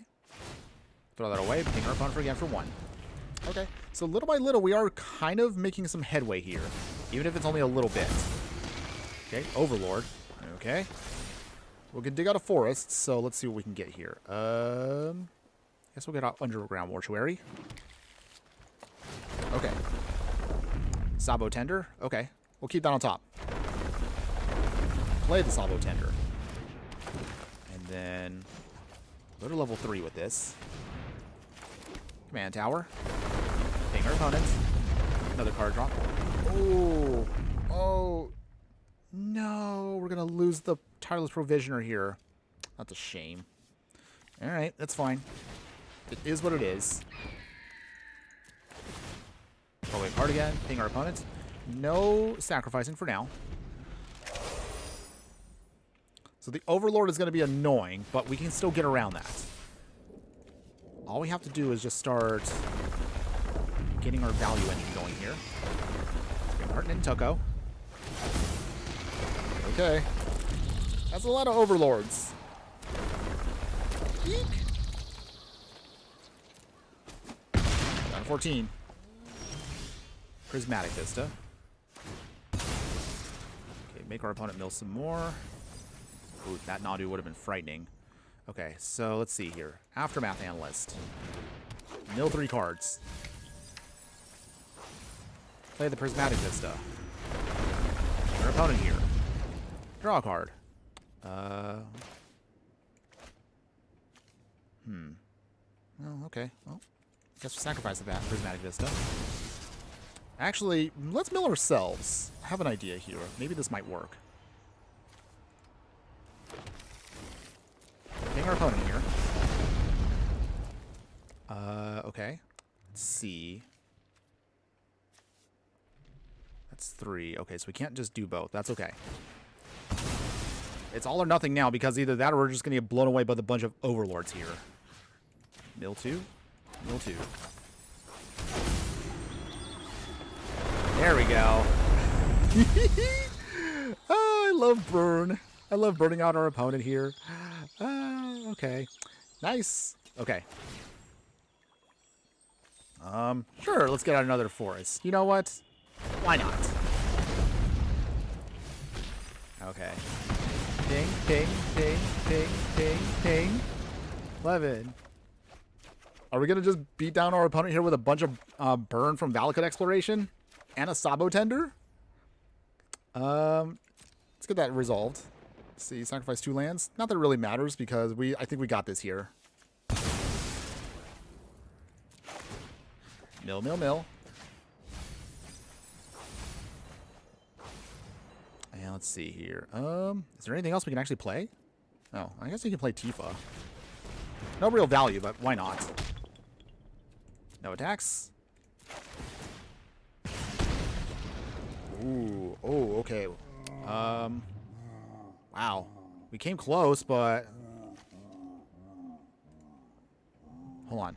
Did we mill anything else we might need?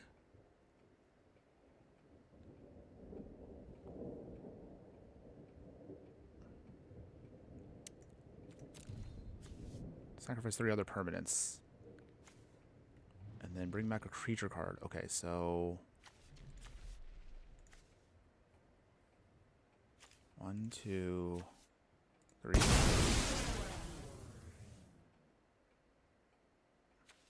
Wait. Did I do this wrong? Oh, I think I did this wrong. I think what I should have done was sacrifice... Oh, jeez. Once again, I messed up, everybody. What I realized I could have done was bring back Mayhem Devil, sacrificed the treasure, and that would have been the final ping. Oh, jeez. Okay, I'm dumb.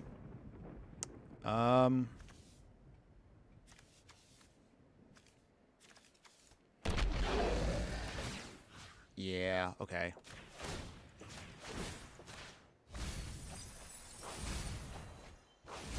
Okay. Well, that's it, everybody. I think we tried to stabilize, but we just couldn't do it because I was foolish. Okay, so if they have anything to blow away Mayhem Devil, we are dead. Okay, make another Overlord. More Overlords. Jeez. Absolutely ridiculous, by the way. Man. Thought I had them, and then I kind of was foolish there. So big swing here. Swinging, swinging, swinging. Okay, so block Tifa, block Sabo Tender, and then down to 6. Wait, can we still win? Oh wait, we still win. Yes, we still win. Sacrifice the food. Oh man, somebody must like me today. We get them. Unbelievable. Wow, I feel like I had no business winning that despite me making bad moves, and we still got the victory there. Oh my goodness. Oh my goodness. Woo! Magic is a very funky game sometimes, but sometimes you get wins out of nowhere, although I feel like I had no business winning that one. Honestly, I felt like I should have lost, but hey, I'll take it. I'll take the win. I'll take that win. Okay, so still feeling pretty good. We actually did get a couple of surprise wins out of nowhere against opponents today, but hey, land destruction sometimes, landfall triggers, all those shenanigans can add up very quickly. Wow, I really thought for a second, I'm like, oh man, I'm going to lose this one because of that, but I let it go and I realized, hey, I can still get it. So that was actually pretty hilarious overall. Okay. I hope you guys are enjoying all my goofy, poorly executed strategies here. I sometimes wonder if I actually practice a lot more, maybe I would be a better player. But I actually have more fun crafting decks, even though sometimes when I play those decks, they don't turn out as well. But don't worry. Speaking of that, once we get to the very end of the stream, we will go over a quick little overview of the deck. The good, the bad, and the ugly. All that stuff, of course, will be covered both for the budget and the non-budget versions once we're done. But before we get there, we do want to get a couple more matches. I think we might be able to squeeze in maybe 2 more matches, depending on how long these go. Our opponent is playing Feather the Redeemed. Oh boy. It's been a long time since I've seen people play Feather, and Feather is still a very annoying commander, and usually very frowned upon in regular 4-player. It's because of the extra value you can get from the card. Okay, well, let's see. Planes. Paladin class. Okay. Spells will cost more to cast an Archer, which is not good, but we can still get around that. So everything here would cost more. Okay. Nothing yet. We'll play the Forest. Play Deep Root Wayfinder. Okay. Do you have removal, opponents? I mean, you are Boros color, so I'm expecting some kind of Lightning Helix, a Bolt. Maybe bring in Feather now? It's a bold move if you do. Oh, they do. Okay. Well. Okay, so. Let's see. Sacrifice for the Catacombs. Play the Theater. Surveil 1. Okay, Disciple of Frailes. We don't need that now. Play Druid class. Although I kind of did that backwards again. I really need to stop doing that. Really should be reading my cards a lot more before I actually play lands. It's okay. Not a big deal. So, let's see. Alright. Speaker of the Heavens. Okay. Am I guessing we're going to start getting a bunch of stuff bounce? Yep. Here it comes. So, Feather. Still exactly... Still gnarly. Any which way you play it. Okay. They bounce it back. Escape Shift will be nice for later on, if we can survive long enough. Okay. Gain that life. Okay. Anything else, opponents? Okay. Play an additional land by hitting that. Sacrifice the Vista. Play the Forest. So now we have fixed for Escape Shift. Gain another life. Do we swing? I mean, they don't have anything for Monsters Rage, so they can't pump it up. But they obviously are going to be playing a lot of pump spells. Oh, man. Dang. I really want to actually swing, but I feel like they have something in hand to protect themselves or pump up Speaker of the Heavens. On the other hand, that is risking their game plan too. What do? I don't think we should attack. Playing it safe in case they actually have something in hand. Den of the Bugbear. At the very least, though, we can start Hearthulling next turn. That might be helpful, too. So they're swinging with both. Obviously, that means they have to have pump besides Monstrous Rage. Yep. So Monstrous Rage goes to the Speaker of the Heavens. No surprise there. Did they have anything else? Yep. So they did have, of course, pump. A lot of pump. Okay. Well, I mean, it's been a while since I played against a Feather, so... Ugh, such an annoying deck. The deck, however, doesn't do too much unless you actually can get out... Unless you can actually get out the plan. Okay. Okay. Get a land back from our graveyard to the battlefield. I guess we'll get back to the Catacomb. Gain life. Okay, so they can keep pumping that up, can't they? Oh, jeez. Okay. Well, I don't think we're going to be able to win this one because, again, we don't have a lot of removal immediately, and the removal we do have is slowed down due to Paladin class. Okay. Anything else, opponents? Is this the turn I lose? I mean, probably, because I can't block all this. We can try here. That's the best we can do. But watch. Because they got already Integrity and Invention, and they also got Monstrous Rage. Okay, Justice Strike. Okay, dead. Anything else? You have 2 more pump spells on it. Yep, creates. Bounces back. Monstrous Rage again. Or Integrity. Alright. Okay, well. Down to 2. No real hope now of winning this, unless we actually get a Wrath. That's the only thing that helps us survive. And they get to reuse their spells again. Joy. Okay. There's like literally nothing we can do. Yep. it back for no real value. The Blue Marsh, no real value, and we lose. We will scoop. That's fine. Okay. Let's try to see if we can get in one more game, everybody. Win or lose, don't matter. This next one will be the final one for today, everybody. And again, continually as always, I appreciate every single one of you for showing up today. Let's get this in, everybody. Let's get our gameplays on. Let's do this. All right. It's time to Okay. Feeling good. We got to do this. We're going to try. Ooh, we can get Tifa to start doing pump shenanigans. Maybe this can work? Maybe. Okay. All right. So, let's see. Game plan here. Braids is also very oppressive if we can get her down. Snow covered. Candy Trail. They're playing Matoya from Final Fantasy. Whenever you scry or surveil, draw a card. That's cool. Very unique, though. And we're playing mono blue, so I don't know how this is going to work, but we're going to try. Proving ground. Perfect fixing. Okay. Opponents. Anything else? Nothing yet. Okay. Let's play Quest for the Necropolis. Unless they have a counterspell. Let's see. Underground Mortuary. Get those quest counters on it. Omen of the Sea. So a lot of scrying and a lot of surveilling with this card, which does make it a very interesting commander. I've thought about wanting to do one. Too expensive right now. I thought about wanting to do one utilizing this card. It's actually really intriguing. But we'll probably circle back around to this down the line. Okay. Toya.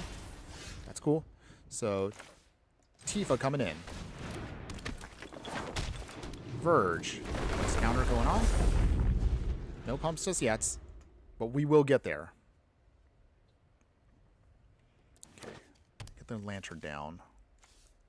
Rebuild the city would be nice, but 2 ways away from that. Prop's Edict's Memory. Okay. We draw a card off of that. So, okay, I see what they're going to try to do here. So, Matoya is going to get stronger. And it's going to start doing things after a certain point. Chromatic Lantern. We can play Overgrown Tomb. Pay the 2. Plus counter. House Cartographer. No attacks yet. Okay, so it's going to be now a battle of who can swing big first. We will see. Got 5 mana. Be 6 once we get to Cybro Frailes. Mayhem Devil also might help us out here. Not by much, though. But Braids might. Midnight Walker. Okay. So little by little, if we can just... No swings yet? Okay. Alright. Utopia Sprawl. Okay. Play Mayhem Devil. Do you have a counter yet, opponent? I'm expecting some counter is coming at some point. Oh, not yet. Okay, well that's still fine. Okay. Utopia Sprawl? Sticks. Okay, that's good. Let's get that on green, so now we can play double green if we want to. Tapped. Quest counter again. Still no attacks as yet. Okay, so Hearthhull might be able to come down next turn, and I think we might be able to do stuff. Maybe? They do sacrifice, so we get to ping. First blood against our opponent there. By scrying, that means they'll draw a card, so they get to scry 2, and they draw a card. That's pretty nice. That's actually pretty powerful. Okay, so let's see. Island. Maze Mind's Tome. Okay, that's also pretty good too. Yeah, maybe I should try to build around Matoya. Pretty good, if you can get it to work right. Okay, so they scry for 1, just tap, and they'll get a free card out of that. Okay, draw a card. Prop's Edict Memory pumps it up. So I think next turn we're going to have to start using Braids. No blocks yet. Okay. Druid class. Okay, here comes Braids. Do you have a counter, opponent? This has to be it right here. They're looking. Oh, they kept it. Okay. Well, I'm still a little hesitant to see, but I guess we're just going to run out our plan for now. Tap down the cartographer.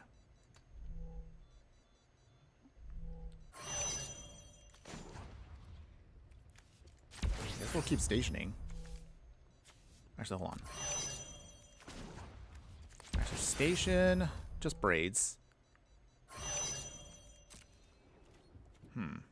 They keep looking at their hand. Do they have something they can flash in? Ugh, now I feel like I don't want to attack.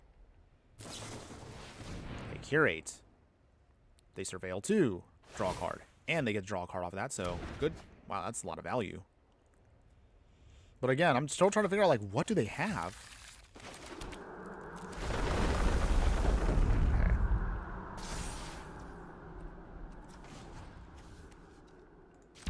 Station. So that means this turns on. Okay. And pass. Alright, we're going to start sacrificing things now. Because this forces our opponent into an awkward spot, but that's good. Okay, put that back to our hand. That's fine. Okay, so they have to sacrifice their only enchantment, so that's good for us. Actually, they don't have to, I realize. Oh, they do. Okay. Because if I was like, if they don't, then we can start pinging them away. Okay. There we go. Okay. Okay. Little by little. Small incremental bits of damage here.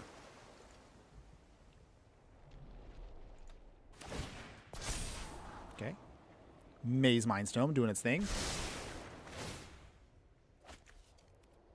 Still nothing we can bring back with this. Because it has to be a creature card.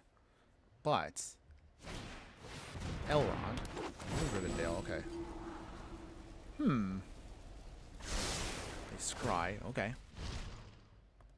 Boy, if I only had an Orcish Bowmaster right now, that actually would be absolutely devastating against this deck. Oh, well. No big deal. Although it technically doesn't really fit with our game plans, that's why I didn't throw it in there. Okay. Mind Stone. But they start sacrificing stuff that actually goes in our favor. Okay, so scry 3. Target opponent gets a one-time boon. Taps him with a stun counter. They don't. Huh. Interesting. Interesting alchemy card.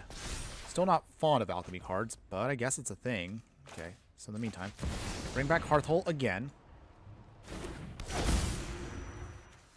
Okay. Get that quest counter on. We'll sacrifice... Oh, wait, I forgot. We gotta turn this back on again, don't we? Okay. Minimum, let's actually sacrifice... Or maybe, actually, hold on. Station.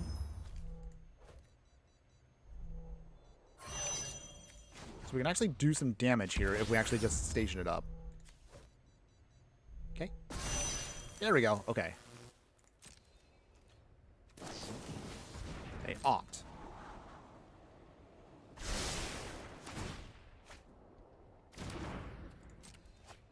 Okay. Big swing here. Down to 16. Okay, draw another card there. We sacrifice a land. Let's see. Okay, it's pretty much all of our good lands, too. I guess it'll be the Freyleys. Okay. Ping our opponent. There we go. I guess we'll do this now. This is already here. Play Fable Passage. We can...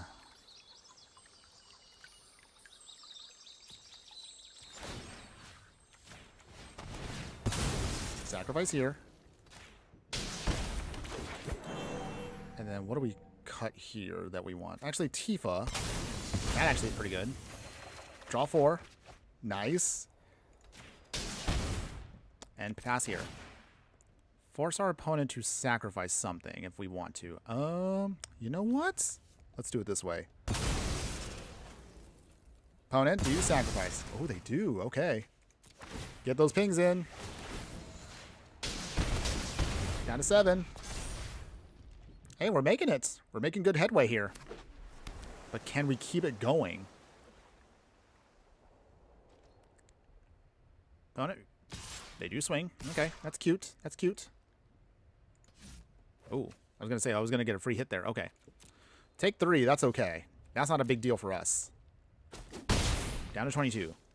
Opponent, do you have anything else? They do not. Okay.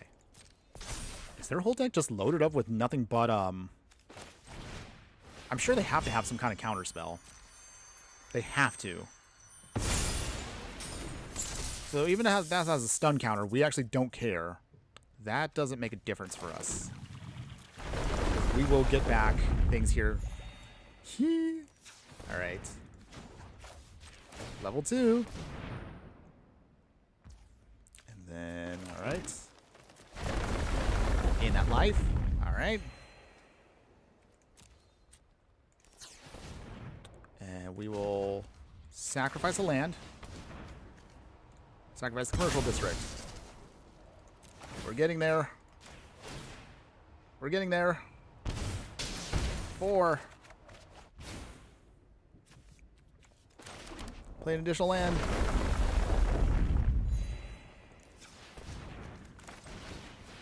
Aftermath Analyst.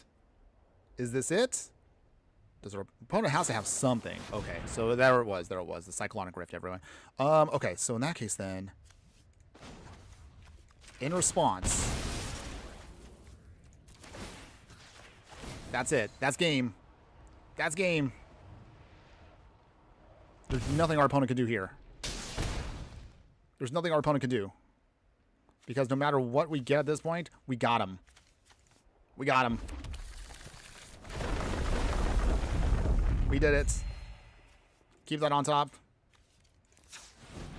Yes. And then Fable Passage for the win. Even if you sacrifice the Candy Trail opponent, you still lose because that ping still goes off with Mayhem Devil. It doesn't matter. We did it. We got him. Yes, world domination. Yeah. Victory. All right. We did it. Yay. All right. That was a good way to end the stream, everybody. That was it. That was a good one. Whew. I knew they had to have something in hand there. So they were waiting for that Cyclonic Rift, but we were thankfully able to kind of outgrind them and kind of play around their game plan just enough where we're able to actually get out Hearthhull, start sacrificing lands for value, exactly what you want the deck to do. Mayhem Devil helped close the gap very quickly. Oh man, what a beautiful way to end it. Oh man, now I have to be conflicting. Which clip do I want to do for the replay later on? I guess we'll have to figure that out. Either way, that's a good one. That was a good one. Okay, so that's going to be it for the gameplay for today, everybody. Before we go, as always, we'd like to talk about the deck in whole before we kind of wrap it up. So let's talk about our World Domination deck, everybody. GG. Oh, thanks, Curtis. I appreciate that. Really, thank you for that. That was actually kind of a tricky one for us, but I was really glad we were able to beat down our opponent there. I honestly thought my own stupidity was going to get the better of me again. But hey, we managed to get out of it. So let's talk about World Domination very briefly. What do you think, everybody? Do you like this deck? Would you play this deck in any way, shape, or form? Truth be told, I actually do like Hearthhull here. Space Cocoon here, or whatever you want to call this. I actually think this is actually a really cool card. I actually think I might try to find a way to squeeze this into one of my main commander deck. I don't know how, but I probably would have to overhaul the whole thing. I'll talk about this in a future video. Like, I'm going to make a set of exclusive videos that are actually going to talk about my real-life paper decks. I have a commander deck that is Jund Sacrifice, but we're talking, like, old school, like, it's just sacrificing anything. We're talking about lands, artifacts, enchantments, creatures for value. I mean, it's not on Arena, but if it ever comes to Arena, I will totally build my actual Brawl deck. The closest I can get to is probably going to be utilizing Corvault, but Corvault's kind of boring. But I use an old school card, what is it, Shattergang Brothers. I mean, that card's been power crept out like a ton, but I still have a fondness for the card because it was my first commander that I built in paper. So that's why I kind of keep that in there, even though the deck around it has gotten a lot more stronger over time. But speaking of that, maybe I might look at this as like another possibility for another Jund deck in the future. I love the card for what it does. Actually, once you get it online, even if you don't get it to make it a creature, that's fine. You still get a lot of good value by sacrificing a land and then drawing a ton of cards. Cards that will help you out with that again. You saw today, we were able to put in a lot of work with Mayhem Devil. We put in some work with Sabo Tender here. And then sacrificing all those lands with cards such as, what is it? Our Scape Shift on the non-budget one, amazing, by the way. The budget one was not as good, and you could definitely feel the lack of power when you're running a budget deck. However, if you do like the deck, but maybe you can't afford it straight up, try the budget one first and build up to it by getting stronger and stronger cards over time. That's usually why I do the streams the way I do. Get an idea of what you want to do with the deck. If you want to take it to the next level and you really want to invest in it, this is what I can recommend for you. Obviously, I'm sure some of you out there might look at my game plan today and might tweak it to your own preferences. That's fine. Either way, I'll still leave, of course, the link. So if you want to mess around with it, maybe you can make a better version than we did today. I would love to hear how you guys improve upon what we did today. But obviously, the upgraded version definitely shines. We didn't get that many wins with it, but when we went off, we went off. Again, All-Stars today, Scape Shift, Valakut Exploration, Sabo Tender, Mayhem Devil, these were our all-stars for the deck today. We're able to definitely draw cards with Corval, but Corval has a huge target on his back anytime we play him. So one of those things that to be aware of if you're going to play with Corval is that thing's going to get blown up and shot on sight immediately. So be aware of that if you do play the card. But you can see with careful planning and with careful sacrificing, you can get a ton of extra value with Hearthhull, and again, just drawing a ton of extra cards with it.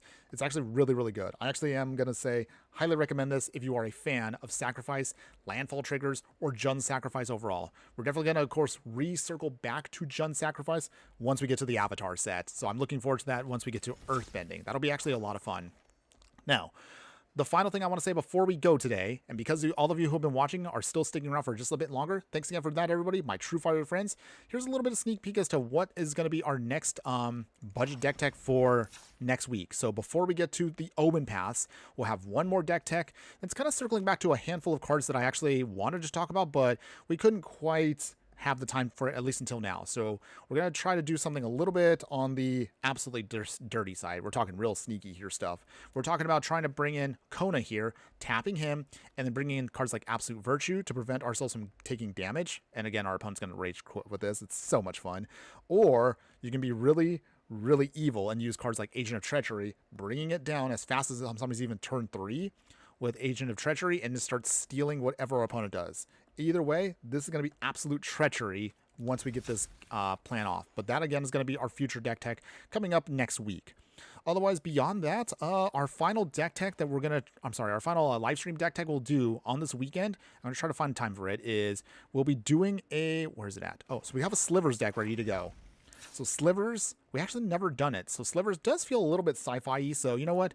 As a farewell to Edge of Eternities for now, we'll circle back to cards we've missed in the future. But we'll go over a Sliver deck on a budget first, and we'll do a non-budget version once we get done with that stream later on. So that's going to be our next stream coming up over this weekend. Of course, as always, I will make that announcement as to what the times will be when that time comes. Otherwise, no other future decks for the time being, just because, again, we're going to start building for Edge of Eternities. Unfortunately, we couldn't make the early access this time, but I'm going to keep bugging Wizards. Maybe we'll get early access for Avatar in a couple months. So wish me luck on that, everybody. We're going to try for that. But until then, that's it for today, everybody. So thank you, everybody, to all of you who showed up today. So again, shout outs to my all-stars that were in the chat today. Den Splinter, thanks again. Even if you might be off and about, I know you're halfway around the world, so you might be sleeping right now. But that's cool. Thanks again for joining us. Curtis, appreciate you also joining us also from YouTube today. Dave Does Magic, thanks you for stopping by and saying hi. I appreciate you guys for hanging out with me today and talking in the chat. And if I don't see your name because maybe you're watching me from another platform like Instagram or X, again, my apologies. I don't mean to ignore anybody on other chats. Someday I'm going to try to see if I can cram all the chats into one consistent one you can see across any of the live streams you're on. But for now, have a wonderful day, everybody, wherever you're at in the world. Again, hopefully you're having a good week. Start figuring out, again, what you want to see us play in the upcoming future budget decks for this channel once we start going through the Omen paths. I look forward to seeing what kind of fun stuff we can build very soon. Until then, we'll see you again over on the weekend. I'll mention it's either going to be Friday or Saturday. But until then, I do want to remind everybody of one more thing. Just remember that no matter what you do play in the game of life, always please be sure to burn bright. We'll see you later this weekend, everybody.